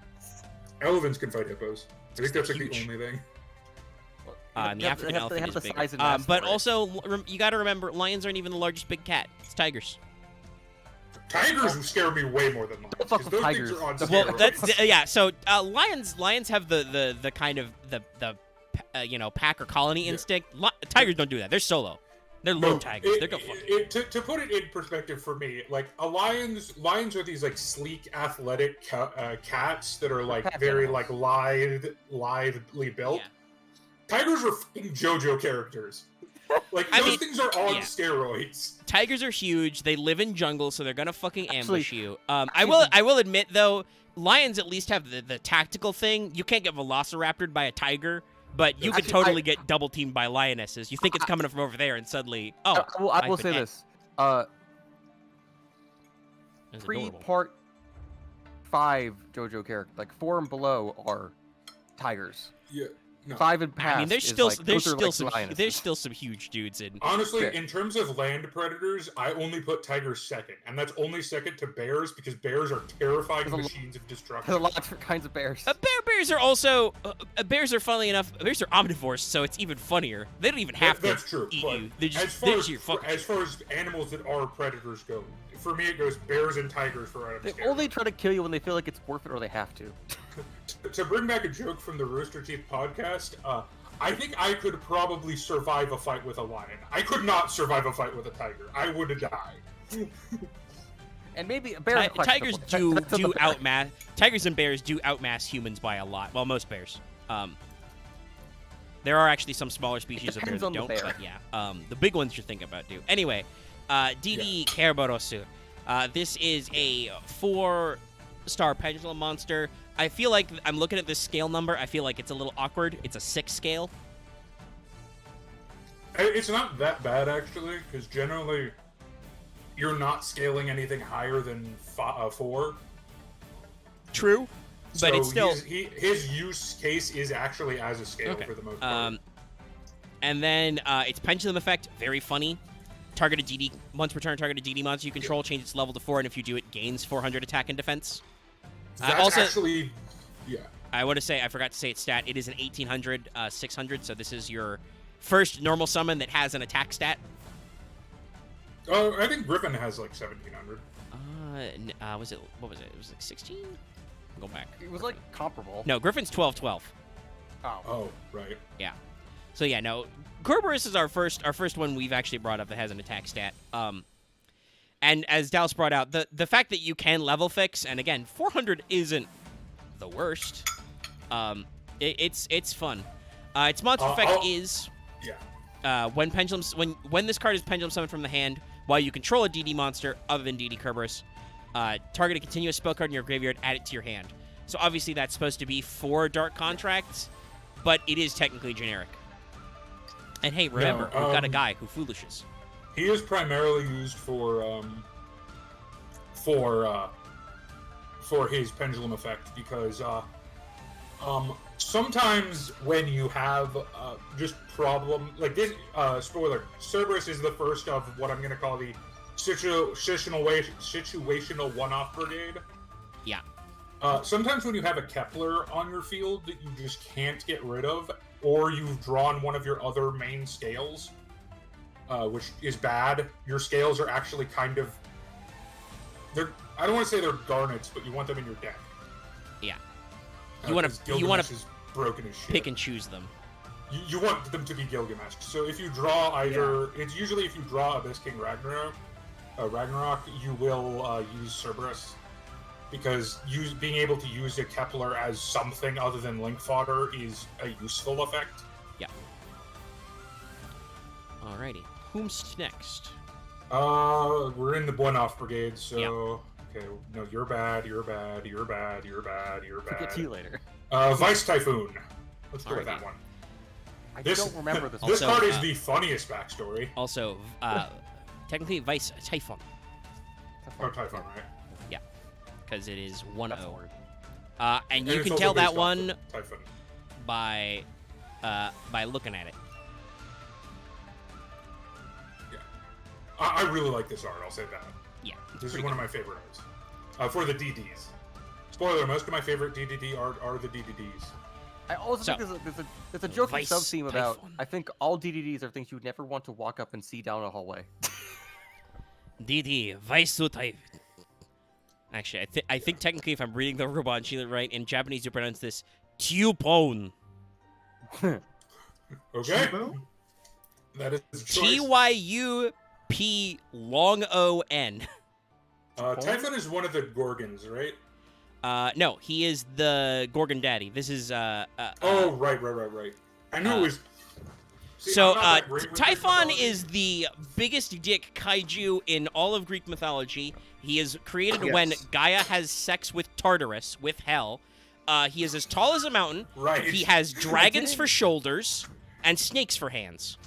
Yeah. Something there. And he was so big and badass that when he attacked Mount Olympus, because Gaia was very mad at them that day, he scared off everybody but Zeus, and managed to body Zeus, because Zeus didn't have his thunderbolts. If I remember correctly, I believe Typhon. Who did he shack up with? He shacked up with one. With Echidna, is his Yes, that's wife. right. And Echidna plus Typhon is a lot of Greeks' They're both most huge. famous monsters. The Chimera is sometimes counted in that. The Gorgons are sometimes counted in that. Charybdis might be a result of that union. I kind of enjoy that it's like he's literally the father of monsters. Yeah, that's his thing. Yeah. Also, But, by the way, in common mythology, Zeus had to defeat him by dropping an entire fucking mountain on him that is usually considered to be Mount Etna in Italy, which is very volcanic.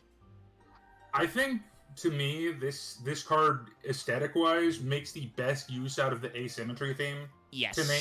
Because it's I like don't know it's if you part agree. Earth, it's part Super Kaiju. It looks simultaneously like it flows and like something is very wrong, which I appreciate. Yeah, it's got good In- smooth lines, and then you're like, but there's Wait. also a man coming out of the side of this snake. Yeah, like He's you also could, Rocky. Sorry. Yeah. you could literally imagine that like this was just a normal snake, and then they just grafted or grew human. out You of know, it. we've talked about weird D&D monsters. You know what else this gives me vibe of? PS1 era Final Fantasy games. That is also true. Yeah, like this is like very, weird yeah. Final Fantasy 7 or 8 monsters. I'd say PS1. I'd say PS1 to PS2. I'd say We're- 8 to 10.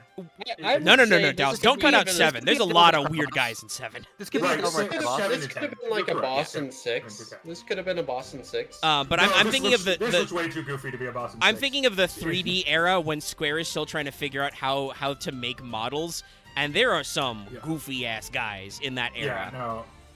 That are still, 6 like, really in 6, freaky. every boss is a fucking art piece.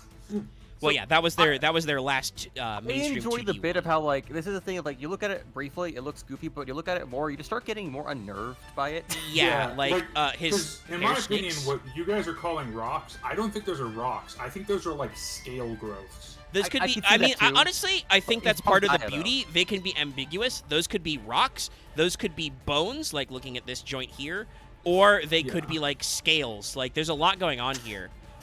It's I got think- like weird back ribs. Speaking of JoJo references, backward ribs caveman. Yeah. And just it's got only one arm, and you can make the which arm does he masturbate with? It's the snake actually. Fuck you. But like Yeah, it's free a throat. Why would you not? it's a big it's a big scaly bladey arm, and I will say, while there's a lot going on with Typhon, none of it is over designed. He doesn't have a problem Yeah. that a lot of Yu-Gi-Oh monsters that go this way do, where like notice how he doesn't have like extra weird spikes. Like yes, technically he has extra spikes, but they're just part of the background filler. He's got a weird backwards rib cage. I have They're still not yet like to hip spikes or weird elbow spikes that he can't, close his wrists, or weird neck spikes, kind of. Like, I also could image this thing being kaiju sized casually for some reason. yeah, I think that's another thing. Its design scales well, and I expect this monster is larger because this is actually a 7-star monster. This is a big boy, so Yeah. I think that this design, like with the little snake mouths, it has a sense of scale that like you could imagine this being the size of a man or the size of a building, and either works. A it's very also still on the solid list. design. I've still yet to beat a DDD, like a DD monster or a DD monster. Or, what would DD? But like I've yet to see a DD monster that I'm okay walking in a dark hallway with. I mean, that's think I'd again be why. okay. I think I would be okay Maybe walking down a Kepler. dark hall with Lamia. I mean, that's also that vibe about that why it gives me those like early 3D era Final Fantasy vibes is like I expect this to pop up in a random encounter and me just go, ah, what the Yeah, fuck is that? No, that's fair. The fuck's this thing? Why is there a Oh, trust me, Axe. It gets way worse than. Why is there a Lamia. pufferfish Making with it a slight saw joke of blade? being like Lamia seems like the best, but I still wouldn't be comfortable being alone with her. Why am I I being wouldn't beat up either. by a house? I mean, that was a fun bit. But yeah, that house fight sucked. To me, Nick. I know. I only would because I know she knows I treat her right. So, yeah, Typhon is a level 7, so this monster is hypothetically 2 tributes, but remember, we've talked about they have a 10 scale, so. Yeah. Now, it's a biggest, so it's got Also, 2300 it's also attack, technically really 2800 defense. It's a Dark Fiend, obviously. When this card is normal summoned, tribute to GD monster, special summon 1 level 7 DDD monster from your deck. During your main phase, if this card is in your graveyard because it's sent there, you can fusion summon 1 level 8 or higher DD fusion monster from your extra deck by banishing fusion materials on your graveyard, including this card. You can use each effective Vice Typhon once per turn. So Vice Typhon. yeah. This card is what I like to call the removal of training wheels card. This card makes your combo lines a lot more Expansive? I don't want to say expansive. That's not the right term. Or I guess... What's a good synonym for needlessly complicated? Well, usually we would say complex. Yeah, but like in a negative way. Well, I let's believe see. needlessly complicated will probably suffice. you know, excessive. Yeah, excessive. Overcomplicated. You know, Yeah, there's a lot of synonyms there. If you had to guess which effect was used more of this card, what Is it would the it Grey be? Fusion? It's got to be the graveyard effect, No. right? No, not at all. Oh, is it penned 2 into the It's normal? the normal summon. Yeah. Wow. Why? What's the? It's not a tribute summon. So this is a card we will get into in the. Well, I guess technically it's not a DDD card, technically. All right, which one? What are we But talking about? Go DDD Vice King Reiji. Yeah. He's like the only one of that thing. Lets you normal summon DD monsters without tribute. Okay. This is a very modern only combo line. So you yeah. actually use both effects in one turn, generally. Yes, because you can do tribute that yourself. and then you link So you do it that off. guy, then you summon this guy, and then you summon from deck. Yes. and then you can link them off. And then you make a 7. And make like a 7 or No, you don't make a 7. You usually link Typhon off and then use the Grave Fusion effect. Like I said, you use them both. Yeah. But there are a couple guys you can. Well, This is actually, one of a. the By next the way, guys I want to will say bring up. this card card is a big brain card. This card is from 2017. Originally, it was in Code of the Duelist as a common. It was basically This card pack was filler. awful, by the way, until Reiji came out. I'll say that. Well, yeah, that's what I'm going to say. But that is what we're talking about with legacy support. This card was not playable originally. No. But once you add a Well, card that lets that's you, not true. well, It- maybe not playable, It was but like playable as a fourth copy of Necro Slime. Yeah. Is what it was. it was Basically. playable, but it was not able to use its full potential. But with a little piece of support that probably doesn't really matter. Oh no, Reiji matters a fuck. Well, no, Reiji matters a lot, but that specific element of like the no. the normal summoning DD monsters without tribute, that aspect Not of it usually, no. doesn't really do anything that breaks the game. It makes this old card that was not very useful before or had very limited uses way like better. But it's still shit, like I now said, we this can card is double still a one of because Yeah. you can't. You need a very specific pull set this of off more than once. circumstances. Well, no, you need to have drawn not Kepler, but drawn Gate and not drawn Copernicus, and then you can use this card. So It's a very specific circumstance. But that is still like welcome to DDs, kids. Welcome to the yes, DD welcome combo to lines. DDs. We have a plan. Okay, so listen. We also have 5 other plans. So, it honestly, it feels like... I mean, you know, I- no most of evil the villain DD is is like- requisite without a backup plan, and then a backup for the backup plan. And then sometimes adjusting the goalposts. Yeah. Using And a then Vice you have a Typhoon fifth line plan where is- you're just like, fuck it, blowing you up. I consider this card extremely satisfying because every time I normal summon it, I can just visibly see my opponent on the other side of the Master Duel going, "What the fuck is this card?" Yeah, I know. It's just like Like, this card What? is real?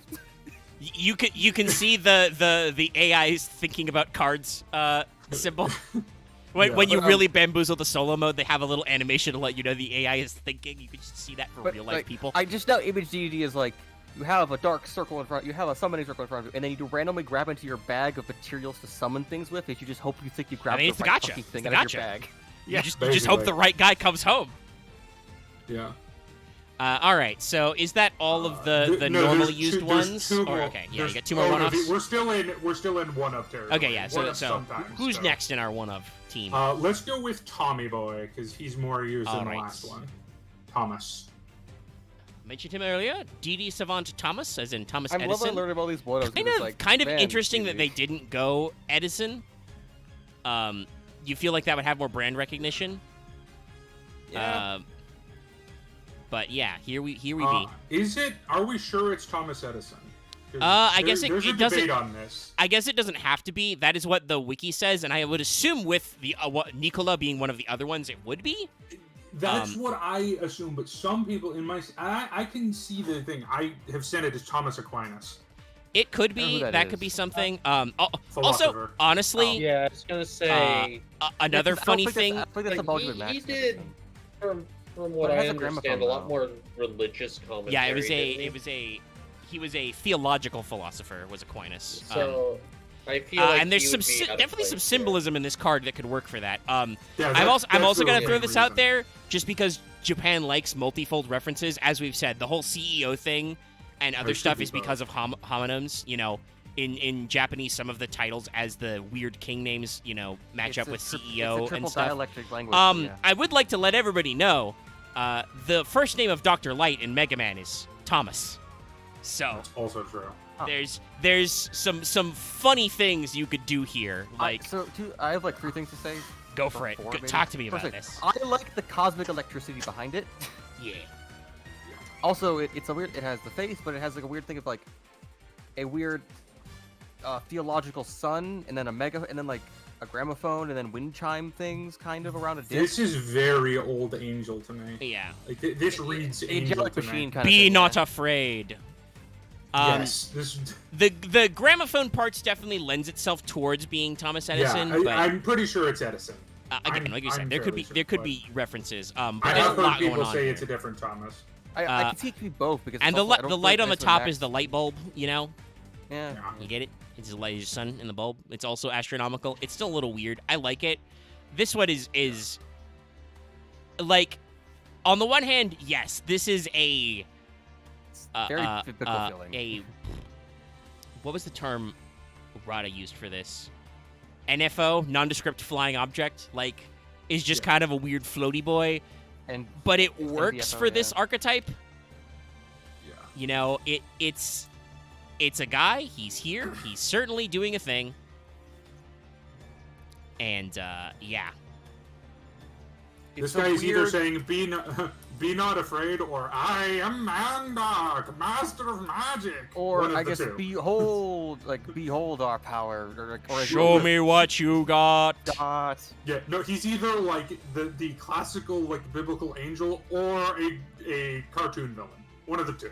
He does have the light bulb head does make it look like he's got a big brain. That always like the battle announcer as he's opening the Stargate.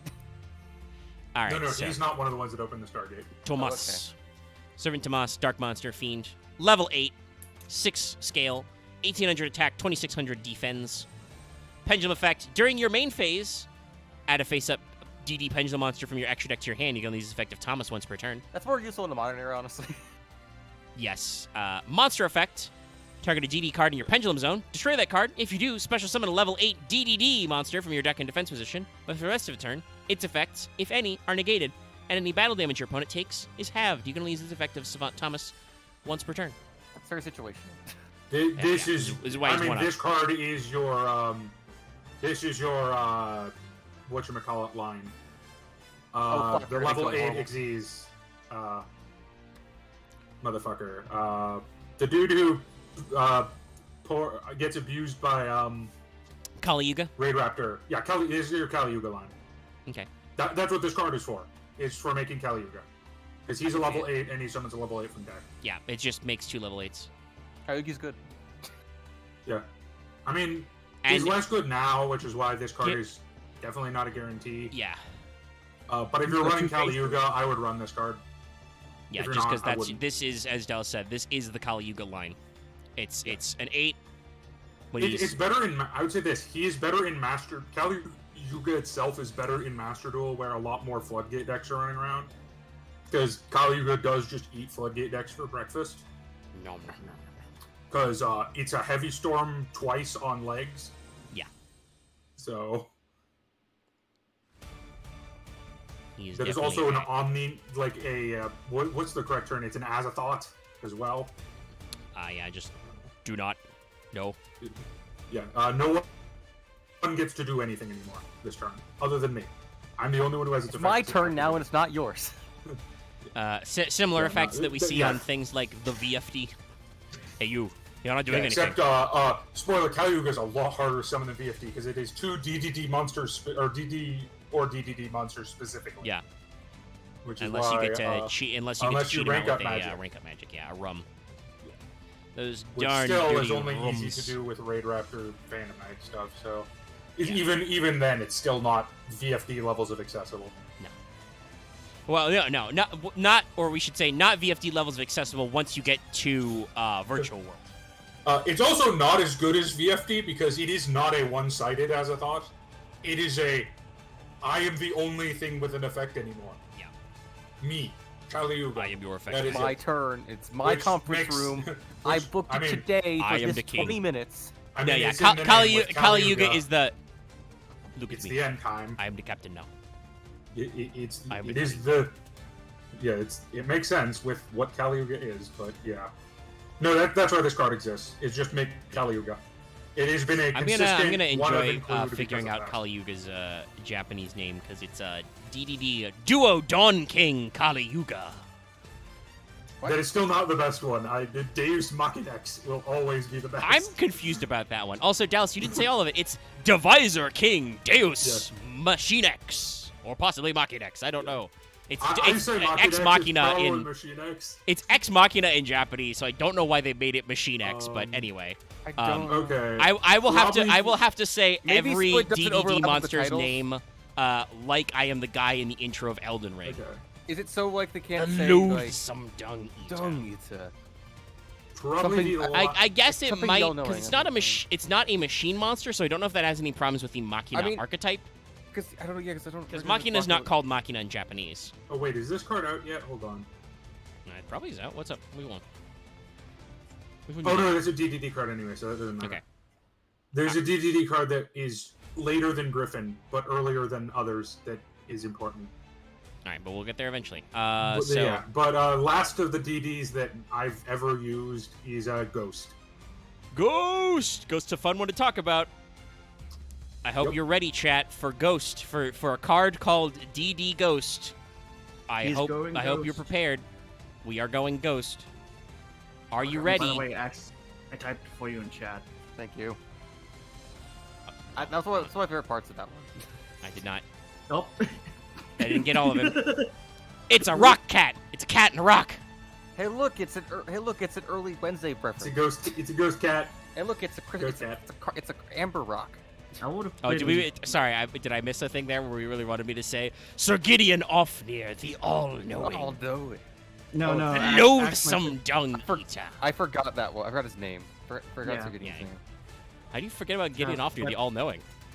What a I nerd still he I is. haven't played the prefer. game most. I love the Ghost. freaking Spanish version of this. Oh, No, that's right. Didi What- Fantasma. It's true. That's Yeah, what- it's that's fun. what- that's pretty good. It, Uh, is this a Schrodinger's cat in a crystal? I No, assume no, that's. DDD Schrodinger's a different one. But yes, no, I think this is alluding to Schrodinger's cat. I think so, but it is just called Didi Gosto in Japanese, so I don't fucking know. So- Well, it is a ghost cat, because ghost I did cats have are to a step thing. away for a sec. in What Japan. what's this card's name? Didi Didi Ghost. Oh, A Geist. Oh, it's the cat from Ghost Stories. I see. Well, everyone fucking. Well, you guys silent haven't after seen that. that. No, I Sorry, I was reading chat. I I'm was trying to think form. I that's- was trying to form a response to Architect talking about a testicle in the background of Can't remember Thomas. who, There was kind of like We might see Nicola. So No, we will, but not in this batch. Trust me. yeah, not right now. This is the last one of card. But I actually like and Ghost even here. so in modern times. Because I like that it's looking one way, and then you see its little head poking up in the reflection the other way. I kind of like how it's like how it refracts, but it's like weirdly smooth yet broken at the I same love time. how different the background this card is to the rest of the archetype. Yeah, it's still like spatial, but this one's almost like hypnotic, and it's weird. it's almost Like, swirlies. it's like a distortion instead of like a tear. It's got different lines, a slightly different color palette. Like it's a lot of like pinks and lighter blues. I enjoy how confusing it is to look through like the Oh, inner what- spaces of the rock. I can't remember the name of the guy. Was it MC Escher, the guy who drew like the weird staircase? Yes, painting? that's The Escher, inside that's of the Escher, crystal. yeah. yeah. The Yeah, top this is part of the crystal definitely- looks a bit like that. Yeah, the crystal Like- is definitely a little Escherin. It's a little non-Euclidean. Hey, thank you, Crystal. It's very like I love this art just for how relatively like to me this is one of the DD arts that is the most like this is different than everything else. Yes, this card art is weird, but it's weird in a way that's just like it's so simple and normal. It's just a cat and a giant crystal, but because of how it's constructed, it's weird. Like And the artist for this is also really good. There is a lot of playing with different reflections, different facets, different lighting as the light catches like different facets. Like notice how like this outer one is bright and then it kind of like is in front of the cat because it's catching the light and then it goes different ways. It's Really just cool. really interesting. This is definitely like children's horror story vibes to me. Oh yeah. Like, Ghost Stories spooky is a good ghost shout cat. because it does have the same aesthetic. Another fun detail I've noticed, because I had to actually lean into my monitor to see, if you look at the reflection near the top of the crystal, where it's just the head, you can see beady little eyes staring at Yeah, he's you. got his yeah, little It's got eyes. two little red eyes. Like honestly, it Like might you're be shining a multiple light ca- in its face. It almost could be like multiple cats at the same time. Weirdly enough. I mean, they definitely have played around because notice how it's got like its tail down here, but then and the reflection is here, and it looks like there's a seam right here. And one looks like it has his paw up in the like the midpoint. Yeah, there's a lot of playing around with the reflections. This other one also is like, it really works. This is a good example of. We talk a lot about how some Yu-Gi-Oh cards are heckin' over-designed. This is not over-designed. This is a very simple this concept is that is executed very well with lots of beauty and good little simplicity. detail. Yeah. Mm-hmm. It's complex, but only in the way So that it's this confusing card, in a I'm good way. sure, used to be. This card is good in long, drawn-out games, Yeah. which don't really exist anymore. So Yeah. I want to before we get there, I want to bring up the thing of like when we talked about the slimes. It makes me feel like the joke of like if there was like a DDD Gacha game, this feels like the experience crystal object. kind of Yes, thing. that's true. This is a yellow gem thing with a little weird cat guy in it. Yeah, like this looks like this looks much more like an item than a monster. Yeah, this is like No, this is the revive item. you take it as a soul gem. So, Yeah, DD no. Ghost is a Dark Tuna Fiend, level 2, which Right, it is a you know tuner. works pretty well. forgot about that It's 600 attack, 300 defense. Yeah, this is your 2 tuner, and you've got a 1 tuner and a 4 tuner then. If this card is sent to the graveyard, target a DD monster or dark construct in your graveyard, except DD Ghost. Send one card from your deck to the graveyard with that name. If this card is banished, target one of your banished DD monsters or dark contract cards, except DD Ghost, return it to the graveyard. So yeah, Ghost lets you reload your graveyard from banished, which is important because you are, as evidenced by the fact that this is D/D, different dimension, you interact with the banished zone sometimes. It's a thing you do. So it lets you do that. And also, it does let you set up some interesting setups by sending guys. No, yeah. There's 3 things that have kind of made this card not like in favor, but I could see with the right support release it coming back into favor, which is DDD doesn't play a lot of synchro anymore. Yeah. Although I would argue that Ghost could be an include in modern DD decks just for Barone lines because it can go into Barone from an 8. Yeah. Without fiend locking you, so It's pretty good. I could see this as like an option. Also, for you're just that. playing a lot more. You are playing a lot more 4s, so just as like a 2 option to get to some of your 6 synchros if it matters. There are no 6 synchros. Are there any 6 synchros? 6s and 8s No, are the usual there's number 7, for you. There's Okay. 7, 8, and Okay, I can see and, that may indeed be 10. why, as you said, it was a little less common because it is not Yeah. the 2 is a No. weird number. Generally, what this was used for in the past was is reloading your graveyard. That's the main draw of it. But I could see this as a Barone option if you don't want to rely on fucking. Honestly, for like more beginner DBD players, Yeah. just for not fucking up. Fucking up your What you Orthos. call it? Orthos plays. Yeah. Because this is like. Because DD has a lot of 8s, and you can run more 8s. Yeah. So, Alright. because like I would say 6 and 8 for non-synchros are the usual level. So now we time is Now a go flat wherever time is you a wanna flat go. circle chat.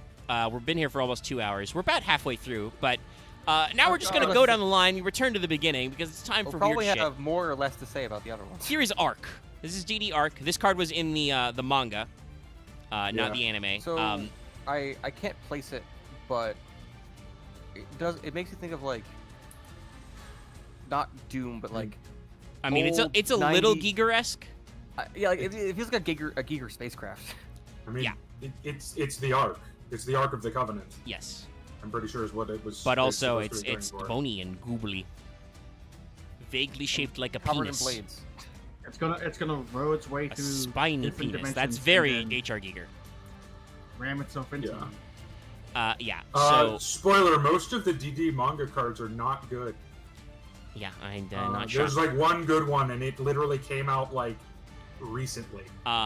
But yeah, design-wise, I think we all get what Arc does. It's still just a little greebly and gross, but it is an Arc, so it's not like breaking any new ground there. I was at the coloring to it tonight, but that's about it. Yeah, the coloring here is okay.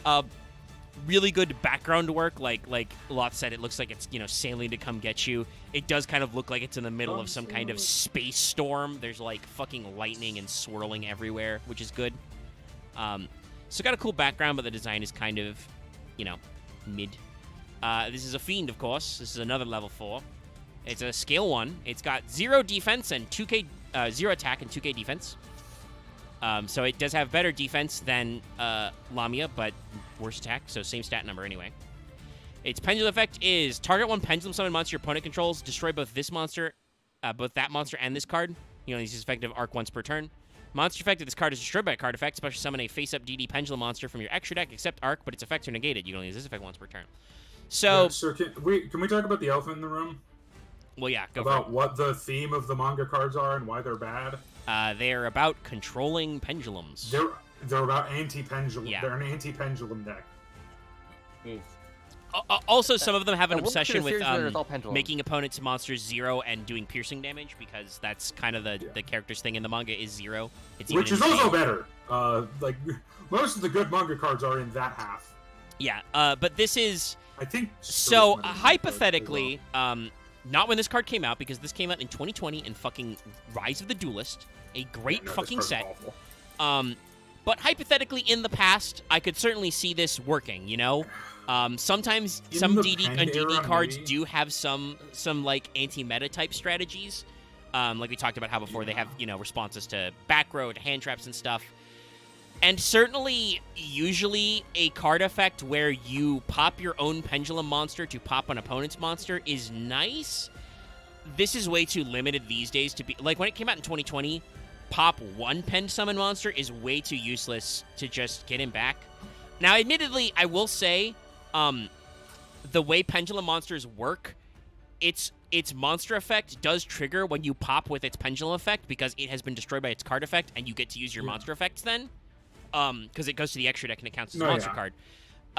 So, like, there are some funny combos here, but it's just one guy, and its effects are negated. Like, it's just a weird bit of extension that because And it also it requires came out pendulum in summon 2020. monsters. Yeah, it's not... Like, listen, there are... I know that by our standards in the TCG that Electromite was already banned, but Electromite existed. We know what's good about getting guys off your extra deck, And I don't know for sure. I don't remember for sure, but I'm pretty sure that DDs and DDDs don't have a card that is exactly like the Pen Sorcerers, like guys that just turn into free extension if you're bouncing them around like that. Not really. No. I mean, And I Griffin don't- is like the closest. I assume you don't because they aren't fiends. You don't play like Astrograph or Pendulum Graph Sorcerer in here. So, the only non-DDD pendulum card that is played, and this is funny, so I'm going to say it, is Archfiend, Eccentric? Eccentric. Yeah, Yeah, That Because makes sense. she's a small world bridge. that's true. That's very funny. So she's a And- level 3 light fiend. Yeah, and I will say she is a fiend and a pendulum monster, so like the fact that she is MST or is Exiled Force probably doesn't come up a lot, Yeah. but like it fits in. Like, And- she is a I've small world bridge been- for DDD. Yeah. I've been hit by Archfiend Eccentric a few times. That's why she's played. She's like the only non-DDD card. So Yeah. Arc's terrible. Yeah. I'm just gonna say it. Like, No. I see what they're going for, and if you want to, like, again, talking about, like, at locals, if you know there's that one guy who plays pens, Yeah. sure, put it in your side deck, be funny. In terms of, like, higher-level competitive decks or even just ladder climbing, like, I if think you I take played Master Duel, this- if you take Master Duel into account, where there's no side decking, this does not make the main deck cut. I This is way think too I played situational. this in Master Duel once when I did played the DDD deck in the Singleton event, and Yeah, this was like my this was your 40th name. 36th card. This was my 36th card. Yeah, this was name number 36. Got it. Makes sense. Yeah. All right. I was like, well, it's not a level 6 monster. I was So. the dumbest thing is like if we had to go fight in the pendulum dimension, I guess I'd run this. Yeah. Oh yeah, no, I was gonna say, so what? You use this against the AI one time? Well, yeah, no. In video games, this card's great because you can be sure what their deck is. Yeah. So. But let us talk about No, our this next card's letter. We're going from A to B. Brownie is not out yet. I should No. say. Yeah, that's still in the realm of the anime. This is DD Baphomet. DD Baphomet. We just call him Baphomet because we can't say Baphomet in this children's card game. It's a weird. It's like it's the DD version of like the original card. Yeah, I mean, I feel like they're making callbacks. He's got like a little. They've done some reinforcement to one of his legs. Yeah, no, that's what I'm gonna say. I feel bad because this card. I'm reading this card's effect. When this card came out in like the first wave of DD support, he was probably playable. Not really. No. If he was a one of. Yeah. Okay. Makes sense. Because he's a level. Spoilers. He's a level fixer. He's good in Duel Links. Yeah. And I feel like it's a shame because this is a pretty bitchin' art for DDs. Oh no, this is like my second favorite art probably. Like he's got both of his arms on one side and one of his arms is a wing. But it's like a bat wing. Like, it's really good. He's got, like, a broken I don't horn know for why, the but the asymmetry lines thing. are just they're just kind of soft lining to me that, like, doesn't really get it for me. Sorry, I That's missed okay. the name. I'm going to take a wild guess and say DD Baphomet. Yeah, Baphomet is the Baphomet TCG name. because- It is because, Baphomet in Satan. Japanese. Yeah. Baphomet because Satan. So. But no, Can't like, say that. I mean, I see what you're saying, Axe. It doesn't bother me, but you are correct. This does have some softer lines. I suspect that's probably because this was an anime card first. For me. Like, it's all right. I just like the extra bits. You know, he's got like the weird rib Also, things, and they don't. to me, this is the numbers. second most disturbing of the DD arts. Yeah. We'll get to the most disturbing one later. But yeah, it's got the kind of detail notes we've seen time and time again with these guys, and you got to keep in mind again, like I said, this is a pretty early one. This was 2015, you know. So you know, more so than the other two Chimera kind of creatures, this one looks like he's being held together by the straps. yeah, it could be a reference to the classic. Those guys are also called you know, Baphomet or Baphomet, so it could just be the same source material, but. Oh no, it's 100% the Mythical King. Yeah, our Arc 5 was an anniversary season, so I would imagine they tucked in a couple of little nods and bits and bobs. So this guy is a Dark Fiend, of course. He's a level 4. He is 1400 attack, 1800 defense. His effect is pretty simple. Once per turn, target a DD monster you control that has a level, except Baphomet. Declare a level from 1 to 8. It becomes that level until the end of this turn, but you can't special summon monsters the rest of this turn except DD monsters. So it is a very xenophobic card. It is an archetype lock. It does level fix, which is probably useful in some contexts, especially if you're like a bad card. pendulum summoning whatever dudes. The biggest problem with this card is that like there's not actually a lot of reason to level fix in original DDD, just because they had so many like auto, like it just worked in the deck. Yeah. And eventually when it got to the point where level fixing was good, this card is just not good enough. Yeah, what I want to say is this is a decent tech card for the time, but it kind of, I think, falls short in that there's no extension here. You just, I assume what you're supposed to be doing is just you pendulum summon a lot of guys, they probably have different levels, and you're just like, fuck it, I fix. But outside of that context, he doesn't really do anything for you. He can't target himself, so he can't sync to other monsters. I assume that this is so you can get access to the rank 4 pool. I mean, it's generally for my experience, it's to level fix the tuners. Okay, yeah, to synchro. That probably makes sense because we talked about how some of the tuners have awkward levels. Like, if you want to do one of the level 10 synchro, like the level 10 synchros, because it's not like as Dallas mentioned, it's not like you can even, and I said earlier, it's not like you can even use this with generic like rank 4s or anything because it blocks you to DDs. So generally, this card I've only ever seen pitched to the graveyard to be summoned by another card that we'll get to. But yeah, it's this card is not very good. It's not a great card. All right. Well, it's time for another funny one because this card is also newer. Which one is it? Well, behold, everyone. DD Dog. Oh, Doge. Right. DD Dog. Dog. This is a super rare in Master Duel for some reason. It's also a super rare in real life. This was a foil in Rise of the Duelist. Once again, this came out in that set. Okay. This card is like theoretically. I assume okay. because it also came out in Rise of the Duelist, this is probably another manga one that's got because it was the same set as Yeah. Arc. It seems like it should be better, but it's not. Art-wise, it's a little different. Obviously, it's not nearly as fucked up as Orthos and Kerberos are.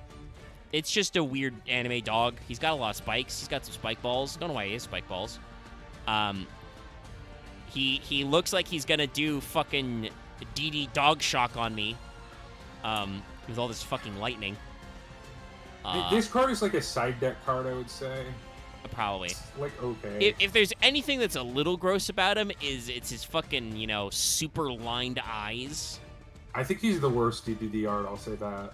Yeah, it's definitely kind of boring compared to a lot of the others. It's What do you just guys, boring. what do you guys think? Let me know. He has the fucking. Okay. He looks like Stubble's heavy metal brother. This He is has the future fucking Snubble. bombs. He has the fucking bombs from Super Mario attached to his neck. Yep. Also, I might go silent a little bit because I think there's someone doing construction work outside. Okay. We'll sick your DD dog on them. I don't know. This card is the only good thing about this card is you can introduce it as dog. Dog. Yeah, it's DD No, dog. this card is not. So great. let's explain why this card isn't so good. This is a pendulum monster. It's not bad. It's a dark fiend. not It's a good. level 6, so obviously you're putting it up there. You need to set up your pendulum scales appropriately or tribute summon it. It is a 3 scale. It's 2k, 2k, so its stats are pretty weak for a 6-star, but again, there's some stuff you can do on there. Its pendulum effect is target 1 fusion, synchro, or exceeds monster your opponent controls, negate its effects until the end of this turn, then destroy this card. You can only use DD Dog once per turn. Monster effect, once per turn, if your opponent special summons a fusion, synchro, or exceeds monster, except during the damage step, target one of those monsters this turn, and that face-up monster cannot attack. Also, its effects are negated. So, yeah, as Dallas said, as a side deck card, it's decent. It is a negate of an extra deck monster that can be pretty powerful. Its monster effect is not quite. It's a trigger effect, so it works on either player's turn, right? And it is a. First of all, that's a soft once per turn on its monster effect, and it's pretty decent. You can target one of the monsters they summon, just so anytime they do an extra deck summon, you can just be like, no. That can be very powerful, but that means you have to have monster summon that one, which means, you've got to have set up your scales and pen summoned it, and drawn it, and searched it, and why aren't you searching better monsters and making more powerful extra deck monsters than Dog, This card just screams hyper-specific side deck card, or What's your hyper-specific feeling? anime card. Yeah. I'm not sure if someone's pointed it out already, but there's literally a spike coming out of one of his back legs. You got some extra spikes. Oh, it's time for another. Like, it's not part of a collar or anything, it's just coming out of a leg. It's time for another Rise of the Duelist one. He was in the manga. Oh, I know. This is a manga card. Yeah, I think I know which one this is. It's time for DD Evil. Literally, DD Ibiru. He's evil. Bleh. Look at him. It looks like. Oh my god! It looks like just an anime version of some kind of like weird ancient lich. Oh, yeah, this is fucking. This is anime as fuck. It's like a fucking. This is the anime guy or from something. Overlord at home. This is very generic anime bad guy. Like, he's got a weird skull face. He's got, weird Toriyama lines. He's got also cell hand, like, the weird 3-fingered hands. He's got tentacle feet. He's weird. He's a weird guy. I don't think he's necessarily a bad weird guy, but he does not necessarily speak to me the way some of the other DD cards There is totally have. like some pixel, like early 3D to pixel era Final Fantasy boss fight of this dude. Yeah, a boss fight style. Like, he's more important, but he's This- definitely weird and gross. So I'm getting a similar vibe as Omega, this guy's not interesting in a good way or even interesting in a bad way. He's just kind of mid. Can we all agree that the manga DDR is way worse than the anime DDR? It At seems least for kind of the like DDs. it is for the DDs. There's some DDD ones that are holy some of shit. that might be a little bit to do with obviously the way cards are usually drawn in the manga adaptations of Yu-Gi-Oh. They are usually very simplified and in the panels. Yeah. So, and they're obviously not colored, and that's kind of the thing they got to Well, come yeah, up and with when they do this. like I can see to use a term, I can see where DDD spent its budget for ostentatiousness, because if you see some of the manga DDD cards, they are silly. So hey, not to plug something that's not us that I enjoy. Dogs Must Die came back. The JoJo podcast. They're not ready for Stone Ocean yet. That'll be next week to coincide with the last 14 episodes dropping in a couple of days. I can't Actually, wait for the internet to explode. I'm ready to explode. I'm going. I'm just doing it. I'm But the episode they had this week, this Monday, was about Araki's book about making manga. And they talk about some of his excerpts about how you get better at art and how you do certain proportions. There's definitely a sense, I think, with some of these manga card arts where it's okay, the mangaka cannot spend his time on this part. He has other shit to do. So their design is very basic bitch, and that's kind of where this guy is. You don't need to spend extra time on him. He's not really that important. He just kind of exists. Well, I do want to plug my stuff, though. Also, you have shamed me and shamed your families. Please go watch the last couple of episodes of Plague Tale. That game is really good. So you must either buy it and play it or watch our last 2 streams. How dare you? It's a playlist now. As Axe kept hammering into our heads in the first game, it literally became Chaos Rats. It wasn't off. It wasn't on sale for the Steam sale. Therefore, I didn't buy it. That's okay, Dallas. It's fine. It did actually turn into a realm of chaos at the end there. I was kind of surprised. Anyway, we won't talk about that here. We're gonna talk about Evil. He's bad. I had to avoid because my body was trying to hate me. What? We were just talking about Plague Tale. Anyway, Oh, okay. DD Evil is a dark level 4 fiend. He is a pendulum. He is an 8 scale. He has 2k attack, 0 defense. And naturally, you assume there's something wrong with him there, but we'll get there. Pendulum effect is once while this card is in your pendulum zone. When your opponent pendulum summons a monster except during the damage step. Also, can you pendulum summon in the damage step? Does that work? Is there a card that does that? There's a couple of ways to do it. Okay. It's hard, but... Anyway, you can activate this effect. This turn, that pendulum summon monster it cannot attack and also its effects are negated. So this is just dog, but for pendulum summons. Its monster effect cannot attack unless you control another DD monster. So there's a problem. During your opponent's main phase, quick effect, target a face-up, pendulum summon monster your opponent controls, negate that face-up monster's effect until the end of this turn. You can use this effect of evil once per turn. So yeah, this is another card is penis bad. hyper-specific bad card. The only good thing about this card I can think of is the way you can say his name, because you can say it like Mermaid Man. Yeah, I mean, Yeah. The manga cards make me... The manga DDs make me sad. When a card is so bad, you gotta make your own fun. Evil. It's... This is a problem that a lot of anime cards have had in the past and still do sometimes, where they are designed by plot convenience. I kind of feel like a lot of the DD cards that we've seen so far that were in the anime first are not that. They are very clearly exercising a strategy. At least, like I said, the DD cards, right? Well, no, because I'll say what I think the reason why is because it goes into the character of who plays the DD deck. That's because fair. he was always the obstacle to be overcome, so he would set up a giant board. Yeah, okay, so that makes sense. So he makes the combo plays and sets up the board that our other characters have to puzzle out of.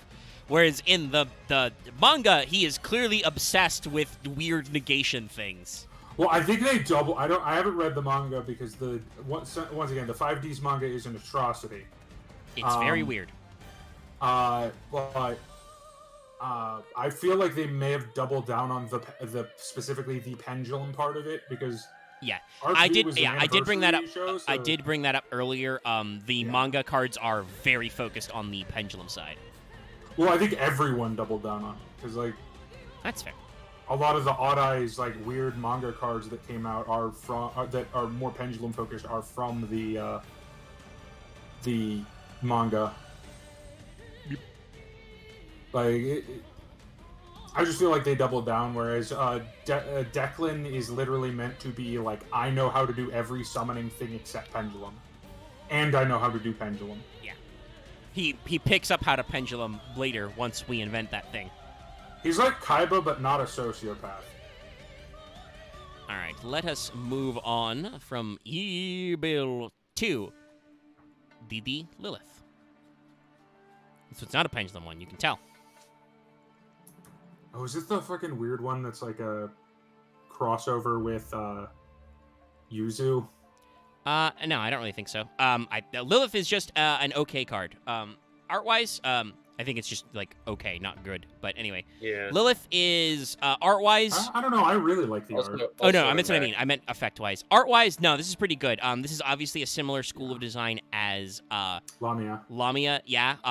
Going even further on the flower, but also the snake, which, for being called Lilith, makes a lot of sense, you know. Yeah.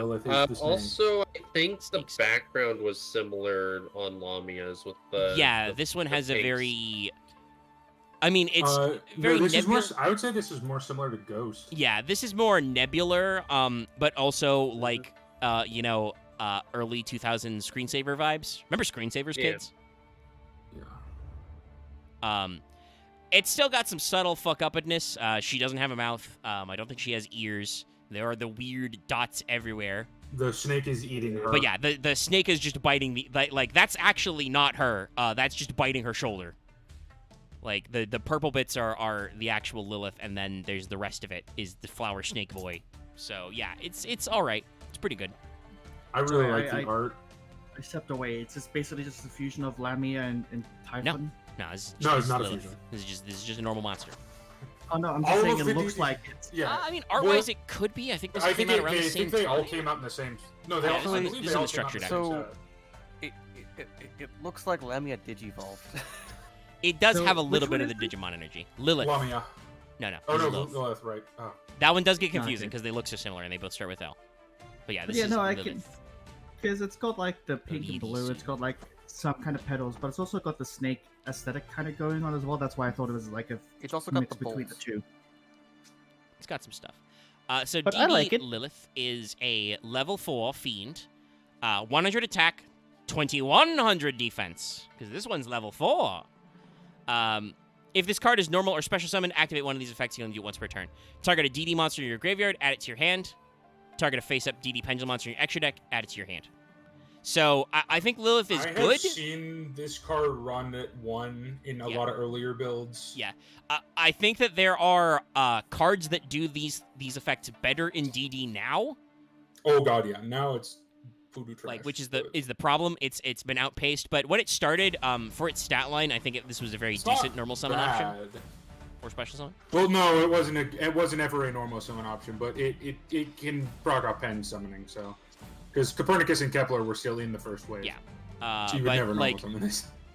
You can recycle a DD from your grave, or you can cycle a pendulum monster from your extra deck back. Like, there's plenty of ways to make this work. It's just that there are several other cards that we have already read, which were the cards that are commonly used, which do that as well. So it's like a cute one of, but there's so many one ofs at this point that there's just no room. I mean, like, if you're doing the Highlander challenge, go for this, because that still does stuff. But yeah. Now I hope you guys are ready for one of this is my favorite art. The most card arts of all time. This is DD Night Howl. You might think Night Owl? No. There's an extra H in there. Night Howl. Why does it just look like that part of Lilith just went off and started? No, it is just a mouth. And eyes. He's got some eyeballs in there. Angry eyes. Yeah. So I love this art. It's so fucked up. Yeah. This is weird. I like it a lot too, but it's definitely a vibe. Also, the name in Japanese doesn't really help you. This was Night Howling, Naito Howling. It just sounds like a Kamen Rider attack. The wiki claims this is supposed to be a Hellhound, and I'm like, don't say nothing about nothing. This guy's just the Night Howl. He's just doing stuff. This is just making me think, and this is gonna be a weird reach, that this is like, you know how we had those interplanetary purple thorny cards? It feels like one of those is coming out of a dimension to eat you, and this is what you first see before the rest of it comes in. Oh no, I think this is the entire thing. This to me is some Alice in Wonderland shit of like. It does kind of look like it's riveted around the edges, so this is just it. Yeah. Just a mouth. We just cut out the mouth of something, and that's the demon. Yeah. And then it eats a monster, and they power up because, spoiler, this is a tuner. Yeah. So Night Howl is a Dark Fiend Tuna, level 3, 300 attack, 600 defense. When this card is normal summon, target a DD monster in your graveyard, special summon it. You can't special summon the rest of this turn except for fiends. That monster's attack and defense become 0. If it is destroyed, you take 1,000 damage, but that probably doesn't matter because if you're activating Night Howl's effect, you are normal summoning this so you can set up a synchro play. So you're going to synchro summon that monster. Yeah. And you don't even have to do that effect. If you can, pendulum summon it out, you can also synchro that way. I assume that you have better tuners now is why we don't bother with Night Howl. Yeah, less that, because I still do think this is a fairly powerful tuner. It's just the synchro aspect of the DDD cards is less pronounced. Like, I still ran, up until Griffin came out, I still ran this at one of, because it could go into DDD Supreme White King, I think? Or Bright King? Yeah, Bright King is the synchro one. Did this show up in the anime at all? Almost assuredly. I think so. Because you could totally do a very cool synchro summoning animation where this eats the other monster for the thing, and then it just explodes into whatever. I'm like it is. fairly sure that's what it did to get to do. Yeah. Because I'm pretty sure this is how also, he summons. fun fact. Gus King Alexander. In the anime, that's just this. This is just it's how it looks in the anime too. It's just there. Yeah. It looks like it should be available for negative synchroing as well. You can see some funny dark synchro stuff. Yeah, no, this is a good one. Oh yeah, no, this is a good art. All right. Will our next art be good? Find out. Sorry if I seem real quiet. That's fine. We're You're not the one who has to. Everybody except me is cycling in and out. It's okay. Well, I reached the climax you of P5 took at least one break. Or I guess P5. For like one. Oh, that reminds me. That's what I've been doing. I've had to Alright. pee 5 times. Kicking myself for missing that game on sale. It's time for DD Pandora. This is a card? Yeah. It's right here. It's right here. This is What it. the fuck am I looking at? I've never seen this card in my We're life. looking at Japan's interpretation of Pandora's box, but as a demon. I've never seen this card in my life. There's definitely some a joke to be made about the location of her box. I was gonna say, I'll be honest. This could almost be a Persona, and that's not just me playing Persona 5 right now. No, you're right. No, This is a yeah. Persona. Like the fact that it's a very like metaphorical presentation of a person, like she is fused with a box. Yeah. And there is a Pandora Persona. I won't spoil where it is, but there's one of those out there. Oh yeah, no, I forget about that. But yeah, this has a lot. Like again, this is one of those. I will spoil why you never saw this card. It has a destroyed by battle effect, and it's level 5. This is an old school from like Clash of Rebellions. This is in the anime and all the works, but it is definitely not a card you would use these days, and may not even have used back in the day because of numbers and stuff. But like once again, this is a very classical DD card art. You've got the asymmetry. You've got like the belts on the arm and then the belt on the side. It turns into a dress that is also a lockbox. And again, you can make all the jokes about where that lock is and what shape it has. Get all your yokes out now, chat. There's also something like slightly comical about the like riveted straps like right on the bustier. Though it is all metal, so it has to be supported somehow. Got a big spooky veil. This one's not as fucked up as some of the DDs, but it's definitely in theme, and I like a lot of the little details. And it's still pretty creepy, because look at all those belts on that face. But yeah, so if nobody else has anything to say about Pandora, which, fun fact, in Japanese, you still pronounce it and write it Pandora. It's still just kind of, it just doesn't feel as like solid in like its foundation design as the other ones, because like it feels like the lines are like more soft and kind of like. I mean, it's Yeah, definitely kind of, like, a thin. little more rounded than some of the other designs. I assume that's because they're trying to make it be more feminine. I guess it just. I'm not sure how to put it, but it just feels like way more low budget to me. More what? It just feels like more low budget to me for something. I don't know how else to describe I it. mean, well, I don't know if I would call this low budget, because it's still all the same artist and style as the other ones. If you're thinking about it, it has like softer lines and features. This is an older card art that was in the anime, so it was probably, kind of drawn on as an anime frame and deliberately pulled from that for its look. So there are definitely times when you can tell that with certain cards. So DD Pandora is a Dark Fiend level 5 monster, 1700 attack, 2100 defense, so not great stats for that level either. When this card is destroyed by battle and sent to the graveyard, or when this card is in your possession is destroyed by an opponent's card effect sent to the graveyard, and you control no cards, draw 2. That is an anime-ass effect. Like, that's cool. It lets you draw 2. It's Pot of Greed. Get it? She's a jar lady. You're playing DD. Your thing is Dark Contracts and Pendulum Zones. When the fuck will you control no cards? Yeah, this is... Why? Why? Hypothetically, maybe if the destroyed by battle effect doesn't have the and you control no cards, but I don't think that does. I think both of them are conditional on controlling no cards. You get to draw 2. Oh, okay, Omega, I have a question. What was the most recent jar and/or pot that was released to this? It's probably the pendulum one. Which one's that called? Is that Acquisitiveness? There's a pot where it's Riches, I think, is the pendulum one. It's a pot where if you have like 3+ pendulum monsters in your extra deck, you can shuffle them back and draw 2. That is infinitely more playable than this is. Oh, verily, yes. I think it's even a quick play. And if Although I will it's say, DDD has never run a single pot card in its life. no, I don't. Well, You don't have a think lot you of wanna searching. I don't think you need draw power. I don't think if you Oh, banish, yeah. I feel if you banish 10, you'll just cry. The only card I have ever draw card I've ever seen run in DD, and it's not run anymore. Spoiler, is Allure of Darkness. That's literally it. I guess you're right, I because think Starlight, That one's fine. if you get board wiped, like if your opponent, manages to Black Rose or something to blow up everything on the board, or at least everything on your board, this would work. That's still way too situational. This is an anime card. Yeah, this card is awful.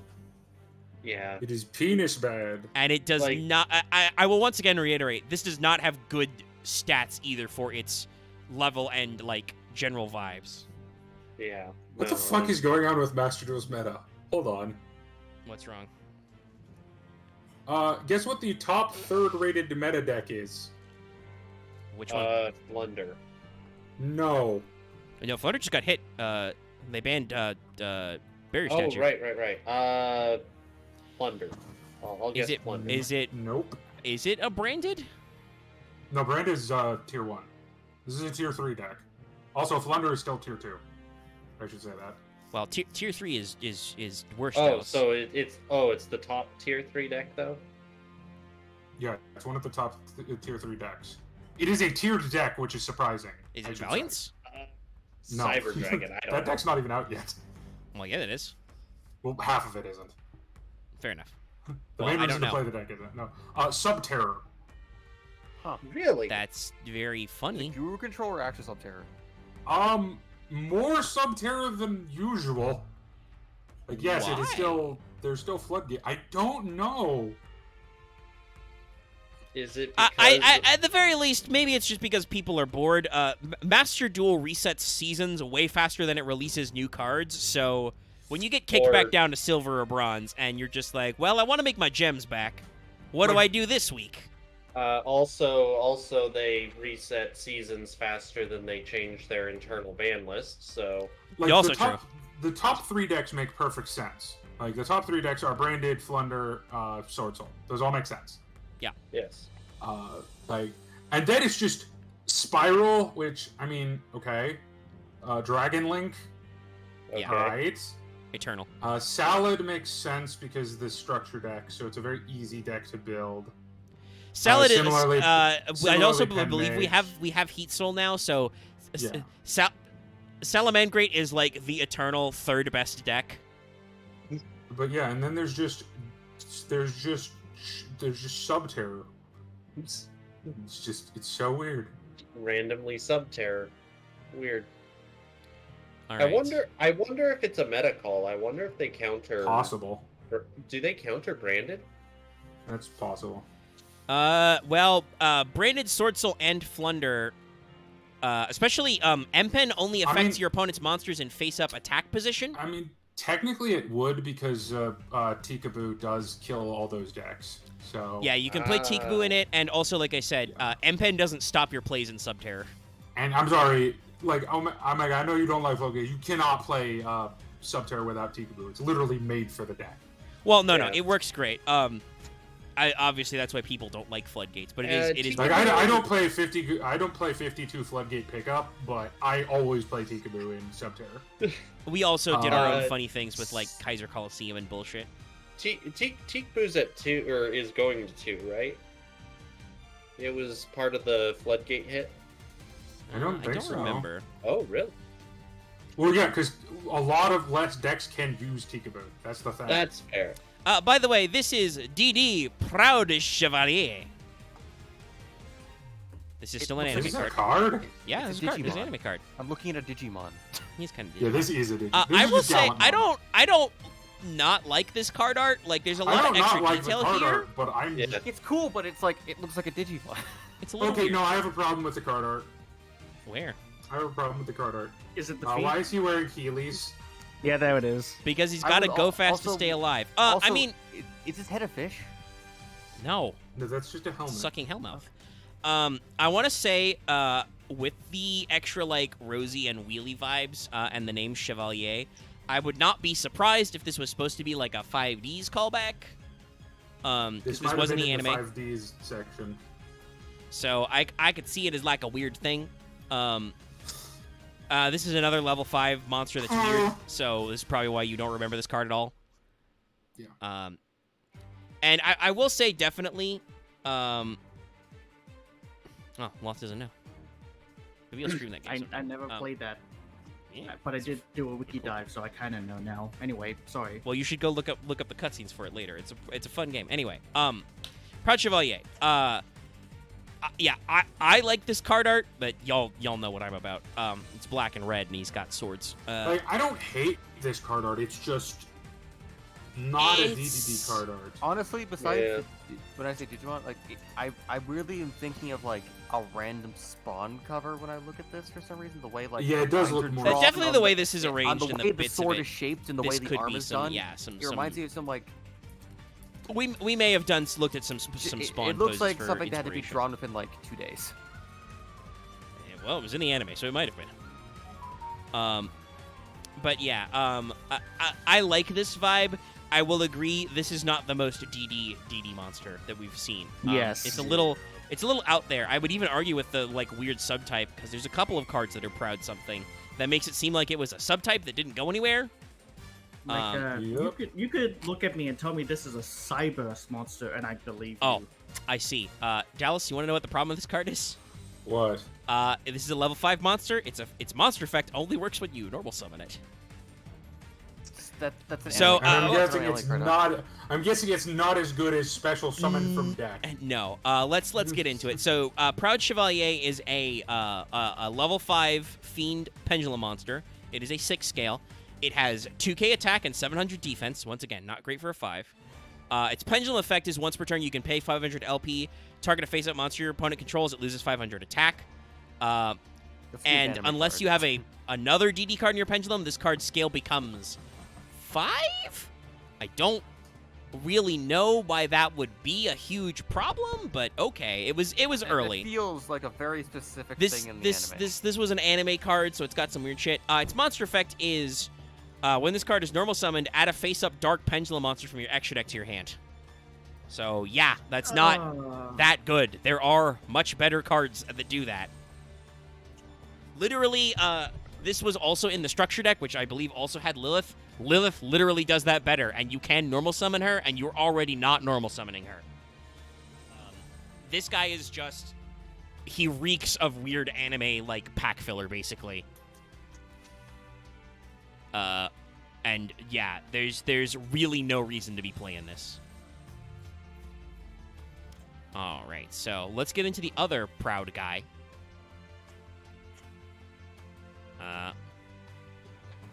So let me double check. This one I think was just in the manga. And he does have some similar vibs. Some similar V-Bays. This is DD Proud Ogre. That's all ogre for you. Proud ogre keep on toying in.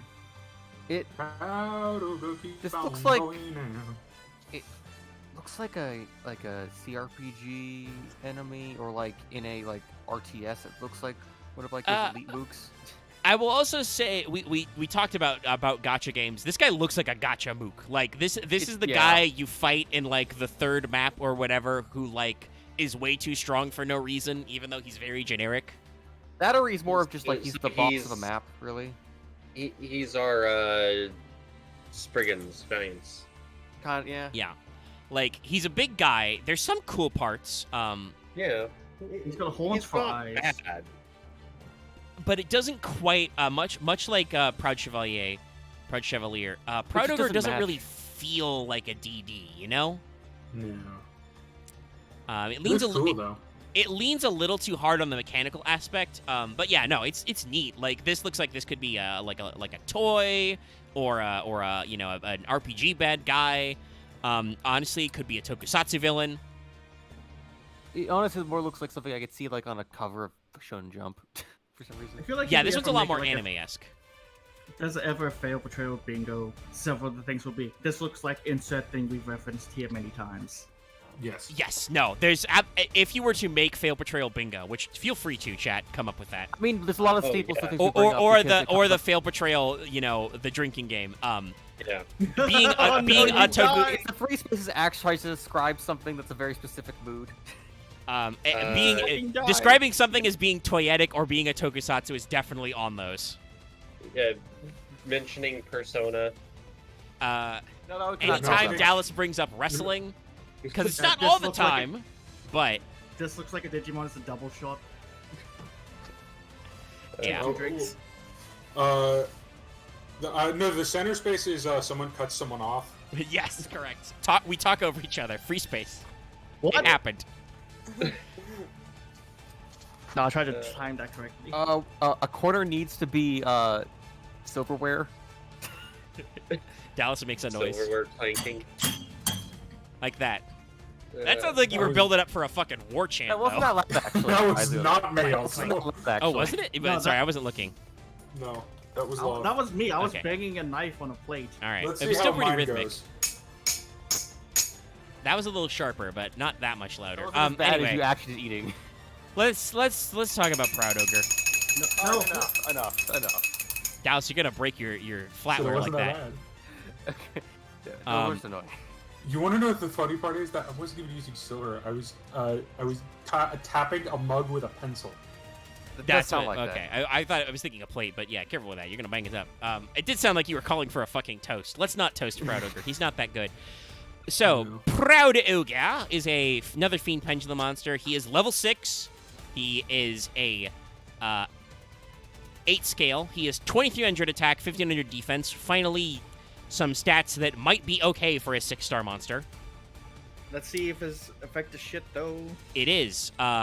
His pendulum effect is basically the opposite of Proud Chevalier. Pay 500 life points, target a DD monster you control, it gains 500 attack.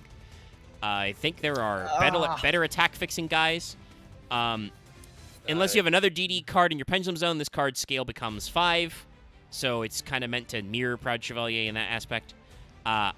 When this card is normal summoned, special summon a face-up Dark Pendulum monster from your extra deck, but it has its effects negated. Also, you cannot special summon this special monsters the rest of this turn except DD monsters. So, I think this guy is fucked over, not just by his level, but also by Master Rule 5. Because even if you are special summoning Pendulum monsters from your extra deck, they can still only go in the EMZ or in zones Link monster points to. I'll say this. I think this card is better than Proud Chevalier by a card of it margin, purely on the back of his pen scale. Purely that. 8's a decent scale number. And I could see you trying to make the normal summon effect work with Go DDD, Zero King Rage, because that lets you do the normal summon without tribute. You can also overlay into 2/6, and that monster is actually very good.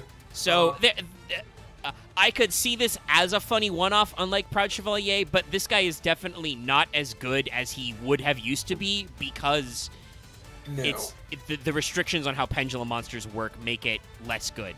As poor Doug found out when he tried to play that card that lets you special summon as many Pendulum monsters as possible. Guess what? It's just the one. Poor Doug. I mean, I think it's clear at this point that Master Duel does just hate Doug, right? Just No, he brings it on himself. He brings it 100% on himself. This man cannot read cards for shit. Yeah. Like, I have never seen a competitive player worse at a card game on stream. I guess he must just really practice the decks he plays, and he doesn't play that many decks. As opposed to, I think I understand why MBT is one of those guys who's really good at this, because a lot of MBT's series are about just doing the best you got with weird shit, like obviously he has in Progression series, but even in History and in History of Jank, that means you got to deal with a lot of different decks, so he knows what a lot of cards do. It's kind of like similarly why like I think I'd be okay at some of those weird challenges, just because through our own formats and nonsense, we have looked at a lot of dumb cards, and I remember what a lot of them are supposed to do. Yeah, same. But yeah, a Proud Ogre is okay. He gets a star for trying. All right, let me figure out He is not terrible. Let me figure out the savants we didn't do now. Is that a mark coming we from my didn't end? do Nicola, I believe. Well, there's one more And we N1. didn't do Newton, and we didn't do... Yeah, I think it's just Nicola and Newton. Yeah, it's the two N's. Well, here Oh no, is... we didn't do Galilei. Oh, yeah. Technically, that guy should be next. Yeah, I think that's it. Because none of the surveyors He are does out. exist. Yeah. Well, that is a char-ass outfit. He I'm is sorry. a char.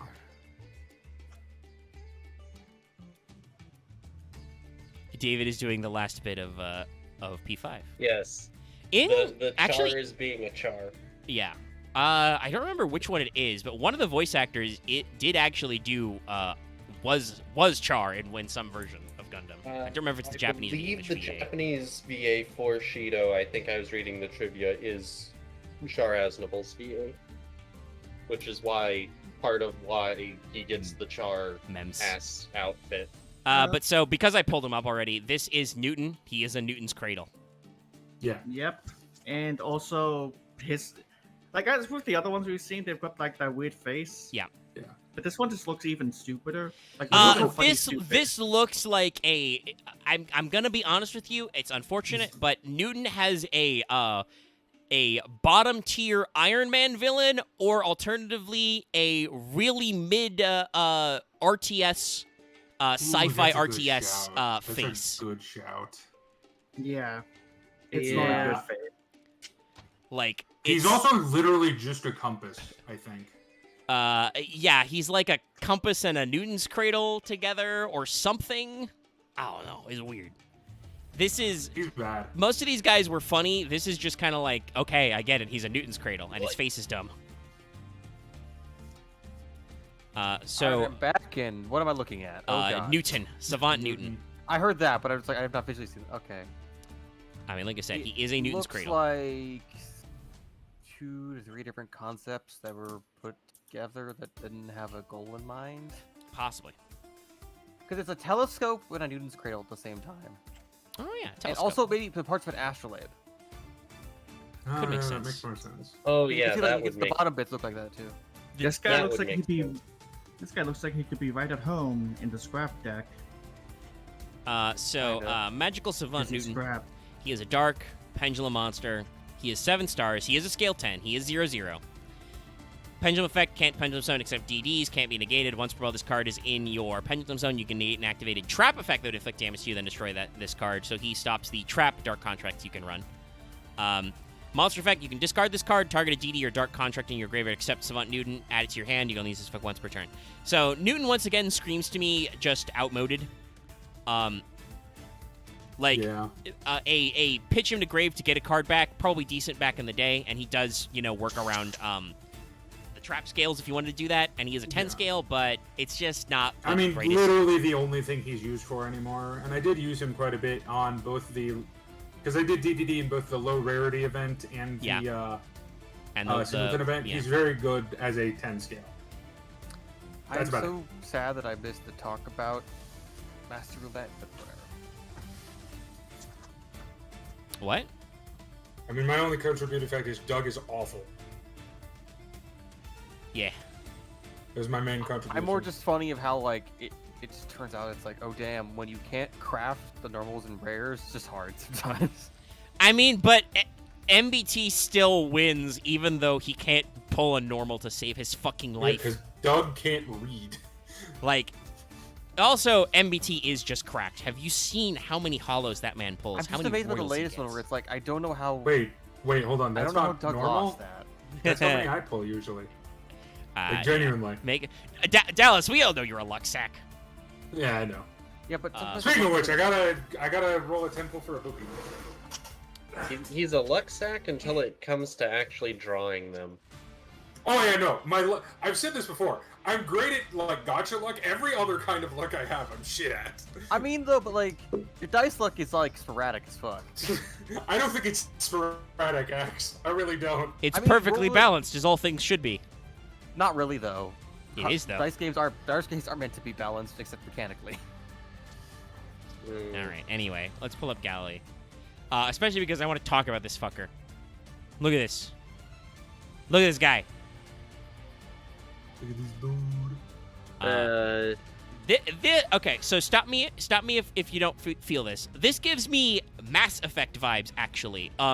In case you forget from Mass Effect 1, the Prothean beacons were like tentacle face Oh, guys. right. I was about to say this is like a weird beacon thing. Yeah. I was gonna go 2001, but that's also a good show. That too, yeah. That works a little bit. Because But it's yeah, like it looks like a beacon that was put inside a rock that then unfolds. yeah. So this is Galilee, as in Galileo Galilei. So obviously it's got the telescope lens in it and some more math stuff. It might be like a weird lopsided trapezoid because of the Leaning Tower of Pisa, which like Galileo famously did some experiments with, but is just a little weird. There's not much there. Which I is, like the I color wish there palette was they more. used in the background for this one. Yeah. But otherwise, yeah, he's just a rock guy I with kind of like protractors. his face a lot, though. True. I think it's he has the least dumb face. I want to bring this up as being like, this is a rarity of Yu-Gi-Oh card. I feel like it needs more here. I mean, yeah, he's just like rocks and protractors stacked on top of each other. The head is good for once. Like, that's actually good. Like, The lens is cool. The lens is fine. he's got like he's got like a weird robo beard thing going on. I think is what they're going for. But it also looks vaguely tentacular, so it's kind of creepy. It's good. Yeah.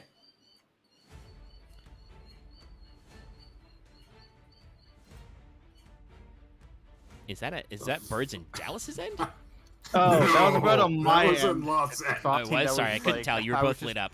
I was like trying to figure it out. I was just bewildered by the sound. Squeaky, squeaky. Anyway. Anyway, So that's allowed. Galilei is a level 10 Dark Fiend Pendulum. It is a 1 scale. He is level 10, but he is 0/0, like all savants. You can't pendulum summon except DD monsters, can't be negated. Once per turn during your standby phase, increase this card's pendulum scale by 2, max 10. Then destroy monsters you control, etc. So this is the other side of Kepler. right? It was Kepler, or was it Yeah. Copernicus? I don't remember. No, it's Kepler. So many DDs. Oh my god. Makes sense. Kepler, Galilei, works out. Galilei. Just be like me and just don't remember half of them because they're not important. Well, that doesn't help me because then I just don't remember them. I mean, this one was semi-important. That's why I Yes. remember him. I mean, yeah. Notice I did not remember Proud Ogre or Proud Chevalier Yeah. at all. I mean, those don't really But help yeah, you. as the opposite of Kepler, makes sense. Also, its monster effect is during either player's turn, you can discard this card, target a DD or Dark Contract you control, return it to the hand. You can only use this effect once per turn. That's probably useful. You can save your contracts from getting popped, for instance. You can get rid of them before they burn you. So I can see why this card would have been relevant as the 1 scale. You know?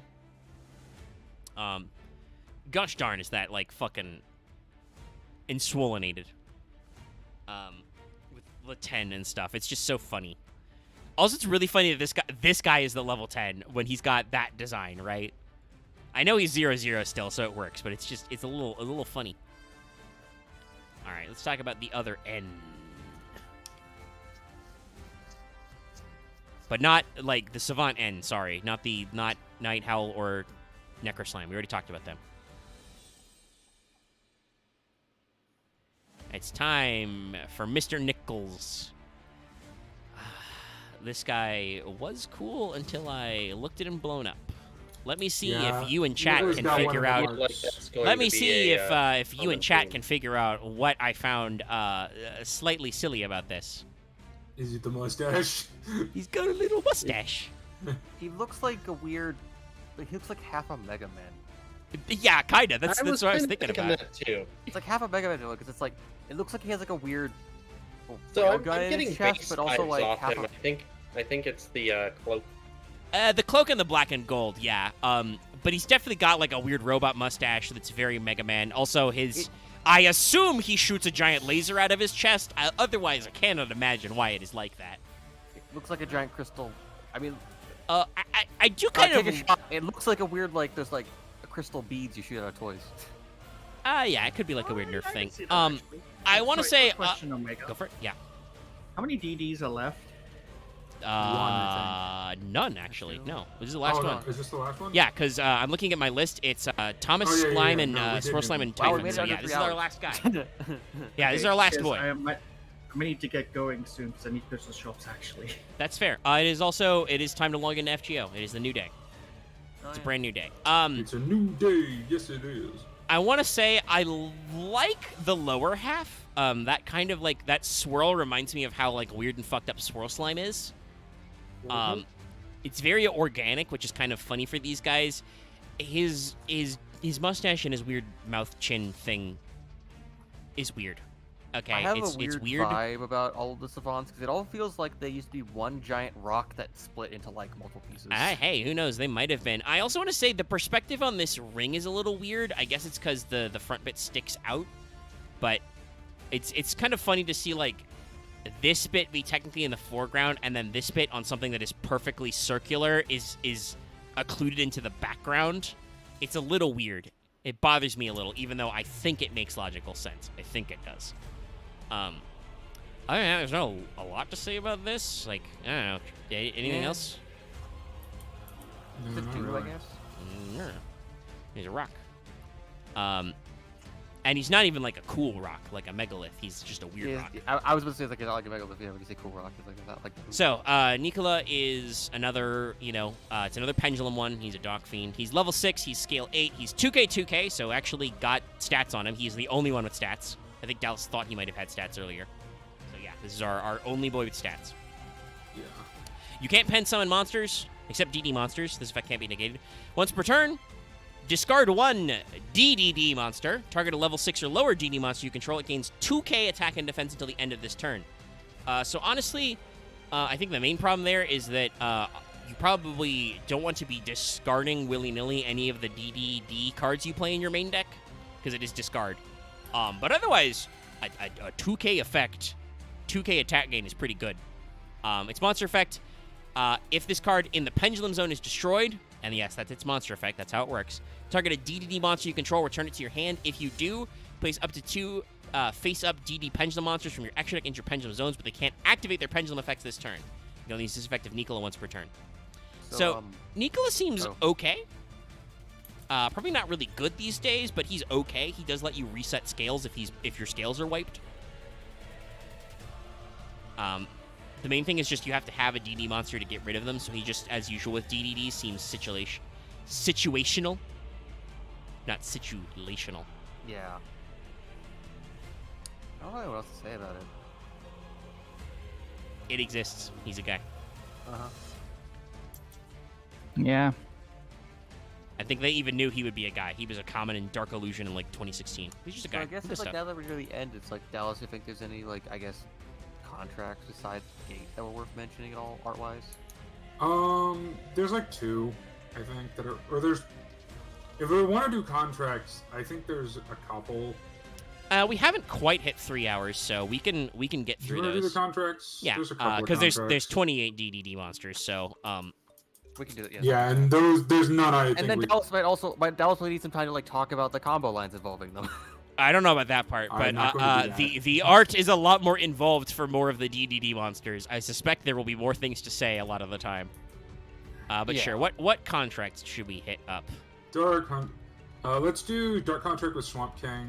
That's always that a one's good actually- Swamp one. King. Yeah, that's another. Well, so all the Dark Contracts are contracts with actual cards, except for Yeah. Gate, because it's If the Gate. it's like, And it's the I weird- think it could. No, it probably it's- could reference something because it is in the OCG. It is Hellgate, so maybe it. No, it it's that one's just... okay, that's just your the Gate. generic starter. Okay.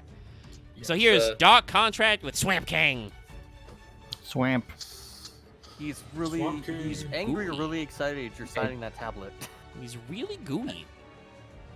Hey, we'll have to head off. I hope you guys have a good one. Have a Yep. good day, Mom. Yep, you as well. Might show up later muted. Bye. This card's pretty good. It looks super dangerous to get near that.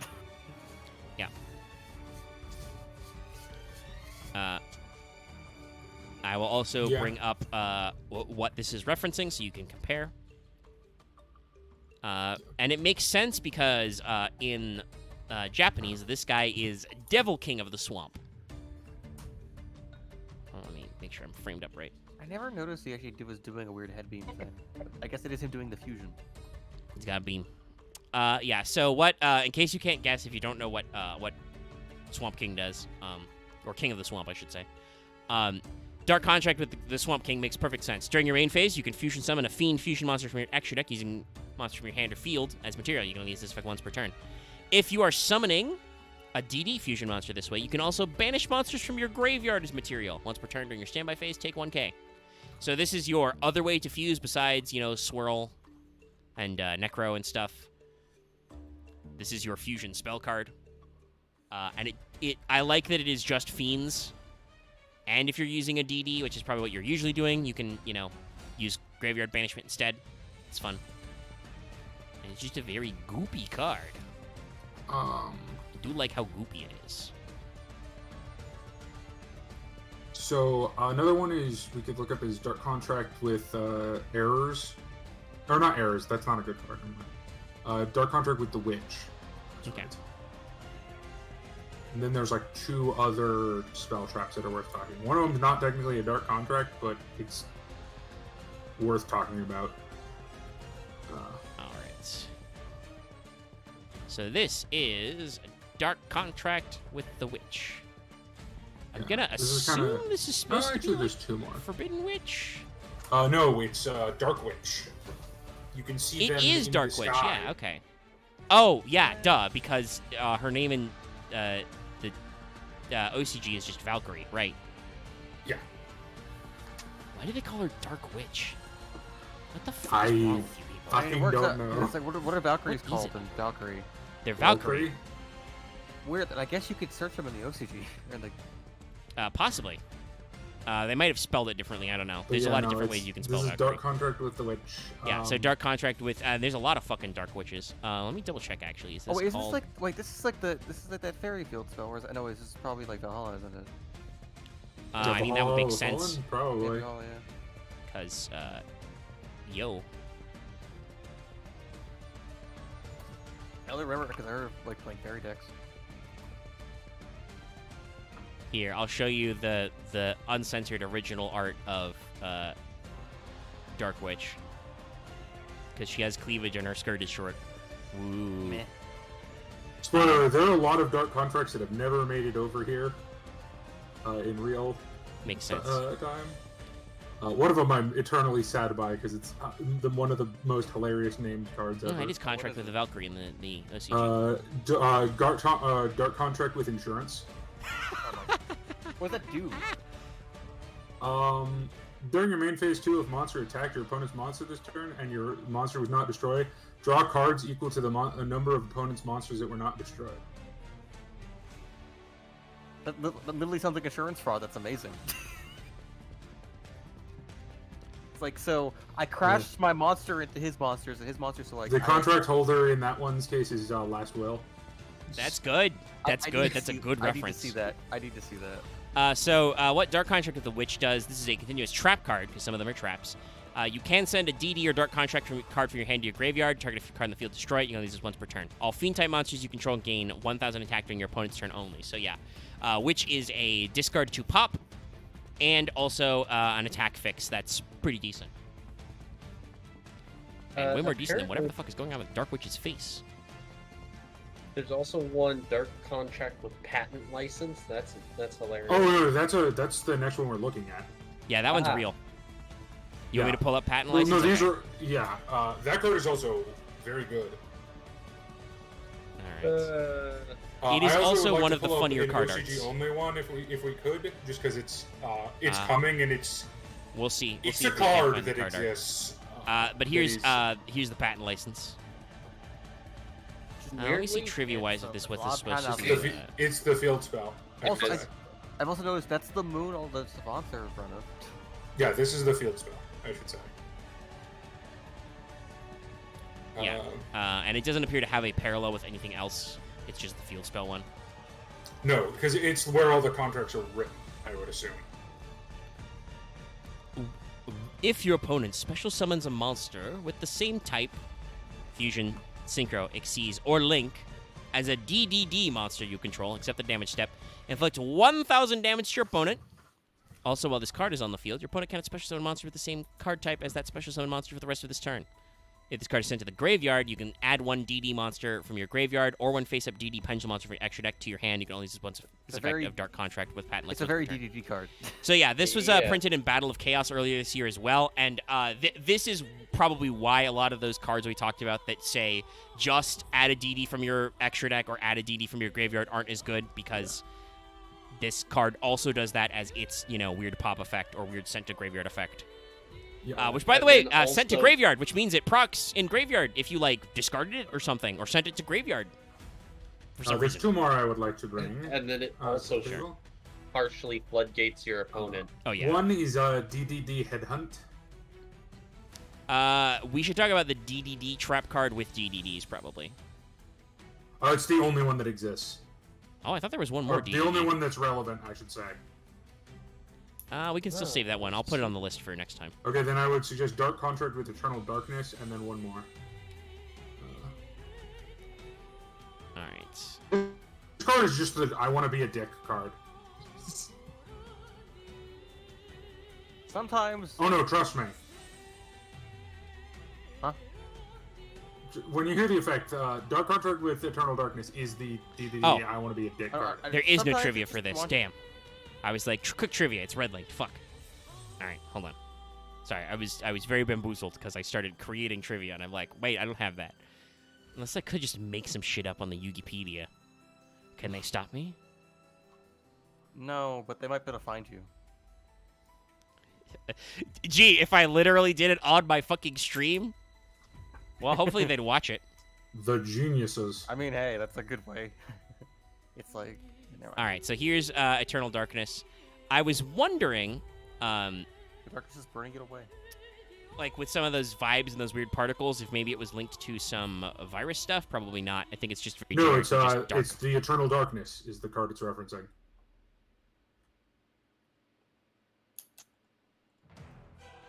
It's very easy like this. Yeah, this card is a dickhead, though. Do you want to read its effect, or do you want me? I can read it. Alright. But I'm, trying to find out what the fuck you mean by Eternal Darkness. That's not a card. There isn't a... No. The only card name that references Eternal Darkness is Dark Contract with Eternal Darkness. Huh. So yeah, I think it's just a guy. Maybe. Anyway, Oops. this is a continuous trap card. While you have 2 DD cards in your pendulum zones, your opponent cannot target monsters on the field with spell or trap effects. Tribute them for tribute summon, or use them as materials for fusion, synchro, or xyz summons. Once per turn during your standby phase, take 1k damage. So yeah, This is such a funny interruption play. this is the DD floodgate. This is the Dark Contract floodgate. I summon Sword Sultaya. I flip this card. Fuck you. Yeah. Hey, Good luck guess what? being able to not interact with your own board anymore. I mean, yeah, that's what it does. Is if your opponent is not playing a Link deck, this is just, hey, you, stop. Don't do that. Also, I would like to point out, this says monsters on the field, which means this also stops kaijus. Yep. And Nibiru, technically, It I think. does. Because monsters on the field can't be tributed. Yep. And also because it is double-sided, this does stop Super Poly. Yep. It's one of the few cards. That is probably a trivia. This is one of the few cards in existence that stops Super Poly. Because your opponent cannot target either side of the monsters. It cannot use them as materials, so they are disallowed. That sounds like really good against branded, but it doesn't stop graveyard effects. No. This card is good. The main thing is that it this says, is a side deck card. The main thing it's restricted is monsters on field, so obviously I'm going to assume what Axe is alluding to there. This doesn't do anything against tier.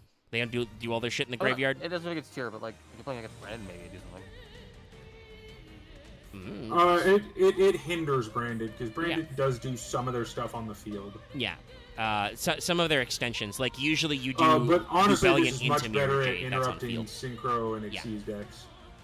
Like right now in Master Duel, as we already discussed, Sword Soul's really popular. This does kick the dick out of Sword Soul. Yes, Sword Soul's, a lot of Sword Soul's thing is normal summon a guy, make a token, synchro. If you do that when they normal summon, what the fuck are they gonna do? I personally, my other strategy is do a live twin pop on that guy. Anytime you can pop a normal summon, very funny. But yeah, like it's just. Also in Master Duel, I run Live Twin Present. More of you should be running Live Twin Present. It's a fucking creature swap in Archetype. Nobody knows what the fuck to do when you take their important monster and give them back a Leela or a Kiss a Kill. Unless they have like a generic link climb they can do, it's not really helpful. But yeah, Eternal Darkness, very powerful card against some decks, not powerful against other decks. And you said you had one more coming? Yes, the card's technically not out in the TCG yet, but I think it's worth mentioning because it's just such a funny card. Yeah, which one? Also, it has a great name. Dark Contract with Exclusivity. Why do all of these dark contracts have some of them have some of the best names? Because literally, it's a contract agency. Yeah. It's a demonic contract agency. What do you expect? There's also a Dark Contract with... this is not a real card yet, so I could... There's also Dark Contract with Summoning Surplus, and Dark Contract with Renewal. Oh good. my god. Yeah, so exclusivity, I think it's only... Exclusivity is a real boy card in the OCG, so this will become a real card eventually. Interesting, I'm not seeing that listed, but that might be...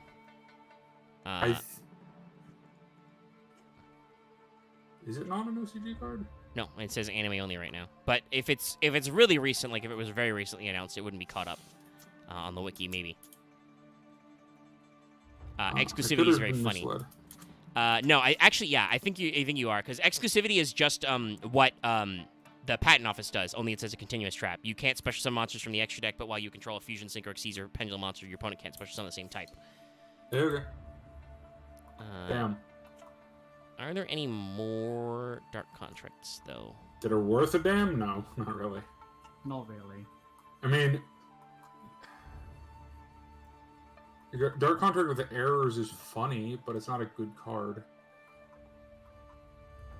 Is it worth looking at though? Not really, no. There's a forbidden dark contract with the Swamp King, where he's eating the That, it's just bad. It's just a bad version. Is that like the more desperate one? I think so. Does Yami Makai is funny. Also reminds me once again, where's my fucking Darkblade retrain? That'd be yes, cool. please. That guy was cool. Make him cooler. It's not like Uh, there's like fusion make retrain. Darkblade cool again. Yeah, there's not really anything else to like. There's errors. That's funny. It lets you negate all other trap cards of fields. So it's like Baby Royal Decree. It's got a Fiendish Chain in there with a little pin in it, so it's funny. Yeah. Entities. I mean, I do want to actually... I want to throw up the card art for Entities because it is funny. Okay. And hopefully... I want to see if chat gets it. Entities in Yami Makai I've never actually used, so. But here's the card art for Dark Contract with the Entities. That is, I think that's Nyarla there. Do you get what this is referencing, chat? No, that's funny. Oh. Yeah. This is a Call of Cthulhu character sheet, guys. Yeah. With a little Nyarly avatar. Honestly, it's a it's like an older edition version of it, but yeah. It looks like it's about to be framed in a book to be kept forever. Yeah, I mean, it's also got a little grimoire, like, and especially because the entities are the explicitly, you know, in Japanese, keiyakusho, grotesque Well, they gods. haven't done Cthulhu yet because they're scared. Probably. Well, that would also give away the game a bit. So Cthulhu is like Not technically, yeah, I know. well, and also But neither is Azathoth. well, I was gonna say Cthulhu is like should be public domain in most places, but there are also a lot of guys making Cthulhu-ass games in the tabletop space with that name. So I don't. You might run into trademark issues. It's weird. Yeah. Yeah. Like I'm pretty sure this is why like a lot of stuff like Fantasy Flight Games version, for instance, has gone really hard on using Arkham as the branding, Arkham Horror, etc. Yeah. Yeah. You Entities also is get trademark, but Entities is funny. When a DDD monster is special summoned, you do a thing. If it's fusion, gain 1 KLP. Synchro, your opponent can't target that monster with card effects. Exceeds, banish a card on the field to graveyard. Pendulum, draw 1, discard 1. Entities is not great. It's funny, yeah, but it's not great. Because it's once per turn, and it costs you 2k damage. Cut out for me there, but okay. Oh, yeah. You know, you No, just, I Also, heard like, that is this like too. what edition of like Call of Cthulhu is this anyway? Because I can't. It looks similar, but it's probably like, I'm used to 7th? looking- It Not doesn't 8th. look like- it's not the current. I mean, the current edition's 7. Oh, is it 7? I don't fucking know. It's 6 then. It's It's not whatever's 7, not it's the not most 7, modern it's not- one, because it's because not the a modern 7. one was like, oh shit, we're being beat up by other RPGs. Everybody wants to write a fucking Call of Cthulhu game. You know, Trail was out and stuff. So they revamped some stuff. But no, this is just 6th and earlier. They all look like this Okay. because the boxes are all that. South Like- usually has like the picture where you put it like way further down. I mean, I think the picture is weird, but it doesn't matter. Like, that's just... Like, literally, I can go find a copy of this with my thing. It's like that the uppermost box is all the vital details. The upper left box, upper right box is all your stats, you know, strength, dex, etc. I'm used to where all the stats are like that in the was center, right. the What? top center, and they're named in the right and the left. Yeah, no, that's probably then... Because they have to account for luck and bullshit, that's probably, like, because I they like added some luck, extra but points, that's that's a different probably why. Because those middle ones are just your different points. Sand, Yeah. HP, magic points. Sanity By magic. the way, you notice this guy's taking some sand damage down from 99. And then the rest is just the skill list. Is he Mythos hardened? Wrong game. No, that's the thing. That's the thing in Call of Cthulhu. Is like if you're up to 50 Mythos, you are now Mythos hardened. Wow, no wonder sorry, nobody likes that new edition.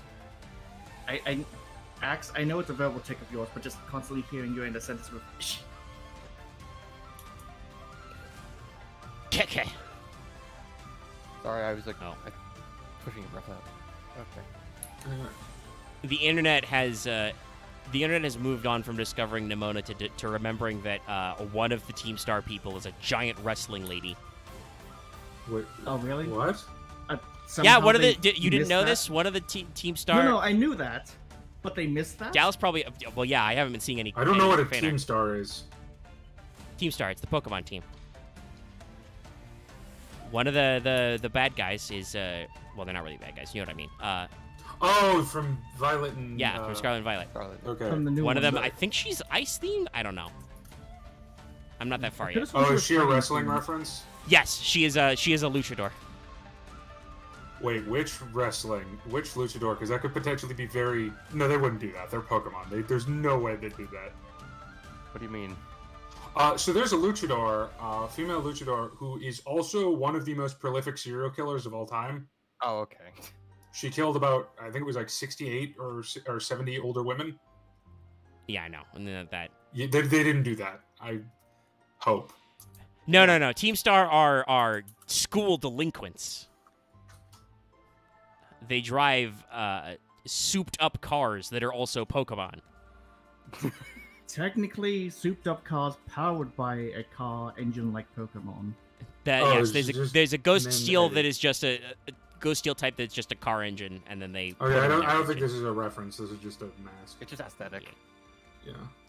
Anyway, we've run out of DDs for now. Thank God. It only took us 3 hours. Next time, do we have 28 more of Yeah. these?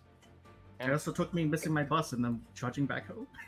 Aw. So, So, why did they get me I- here? Yeah, I was wondering that. Status update: River in a dryland slaps. It always River in the has. Desert. Yeah, it's really good. Anyway, zoo.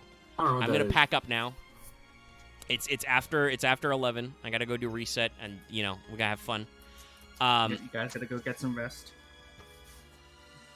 So, I'm gonna do my 10-pole live on stream. Why not? well, Okay. you better do it fast, because I'm fucking wrapping up the stream. All right, if I could say, No, just say I your up did it. quickly. Come on, I'm go, doing go, it. go. I'm doing it. I did it. I already pressed the button. Okay. See if I can get a Buki in 30 Zed score. Well, we'll see. So Fabled you Trail do, will be I'm gonna DDD murder next you. week. The other Ds, I'll come up with something funny to say. I'll make a 3D joke probably. Once again, go back and watch Monday's stream series. We just wrapped Plague Tale Requiem. You should really watch those episodes. Yes, I am very upset that they have small view Gold counts. Sparks. Oh, he's getting gold. What is I it? will not cease being upset until you go watch it. Oh, it's a caster. But do No, it is Helena. Oh. Weird.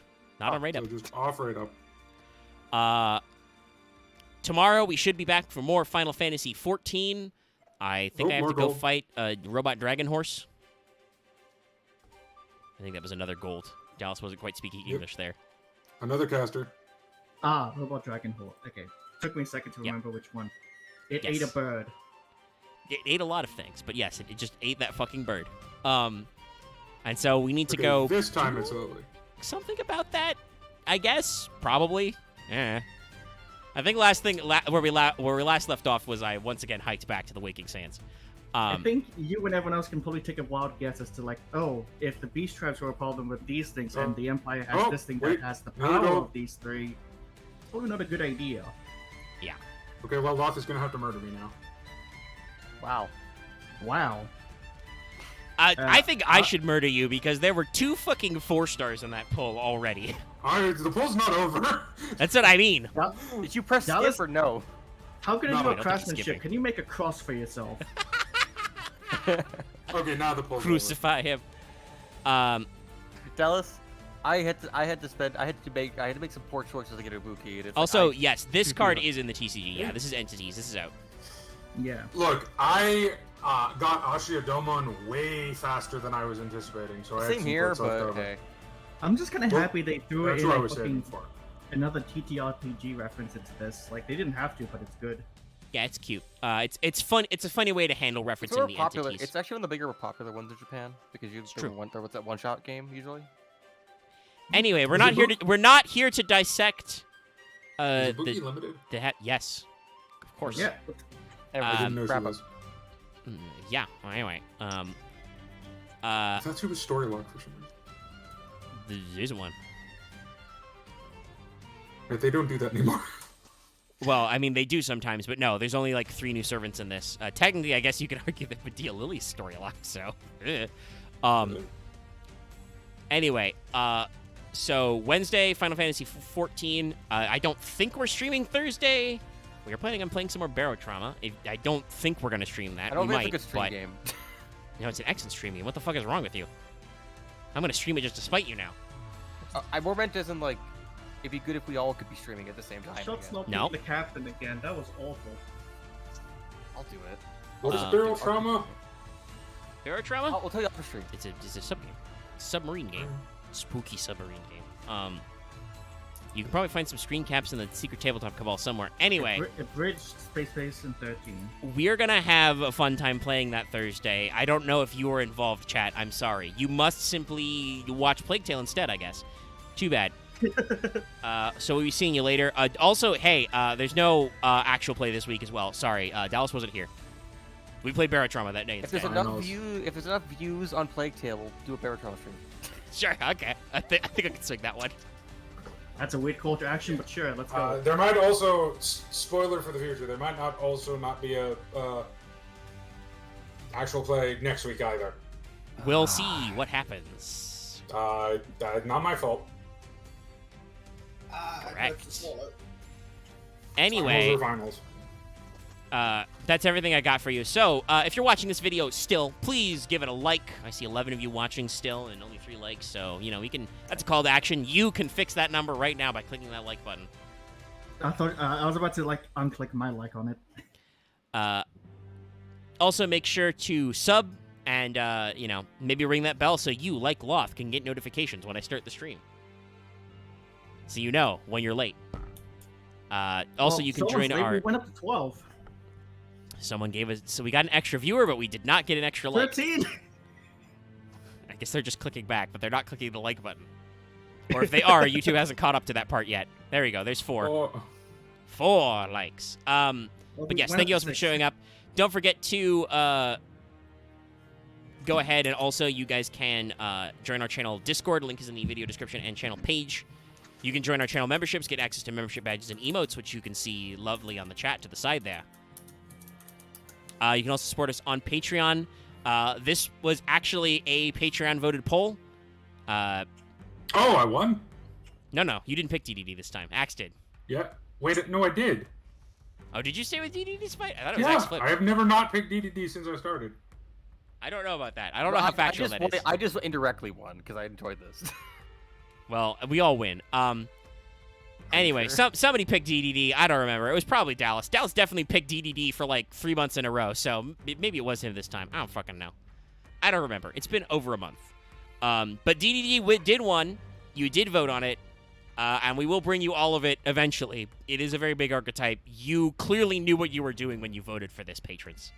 I think Yes, I think this is good content. Looking at you. Looking at you right now. You know Oh, what and you're trust me, in terms of, how do I put this? To give a little tease for next week, in terms of special art design, we have not even scratched the surface of what will become. Yeah. The DDDs are when it gets extra crazy, actually. We will have fun, but look forward to that one next week. So we'll see how that shakes out. But yeah, so you can vote in this poll at least once a month. Technically, this will take 2 episodes, so it'll stretch into next month as well. But at least once a month, we will do a episode that is voted on by you, the patrons. Otherwise, I believe after we're done with DD, our next solo mode extravaganza should be Dino Mist. And hopefully they can continue to add more solo modes that we can do, because we've already done Ghost Trick, pretty sure. Yeah, we've definitely already done Ghost Trick. Well, we gotta do Dream Mirror eventually. It's gonna be something. Well, hey, at least now we know that they're going to add Starry Night. That's been confirmed because they accidentally announced it during maintenance like a week early. I guess we take it off the poll now. Well, yeah. Was it Loth? Was that yours this month with Starry Night? Well, he's not here anymore. Oh, Loth left? Okay, Loth finally did actually go. Is someone still doing Fluffle Frightfur? I have been keeping that one on the list because the fans were apparently really for it, but then they never vote for it, so you just Can make I me sad. officially put mine up? Yeah, I guess you can say it.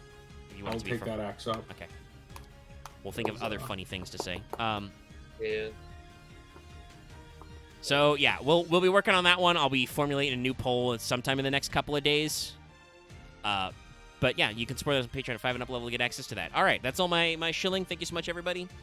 We're gonna, get on out of here. Thanks so much for tuning in. I'll see you guys soon. Bye, everybody. Goodbye. Bye. Yay.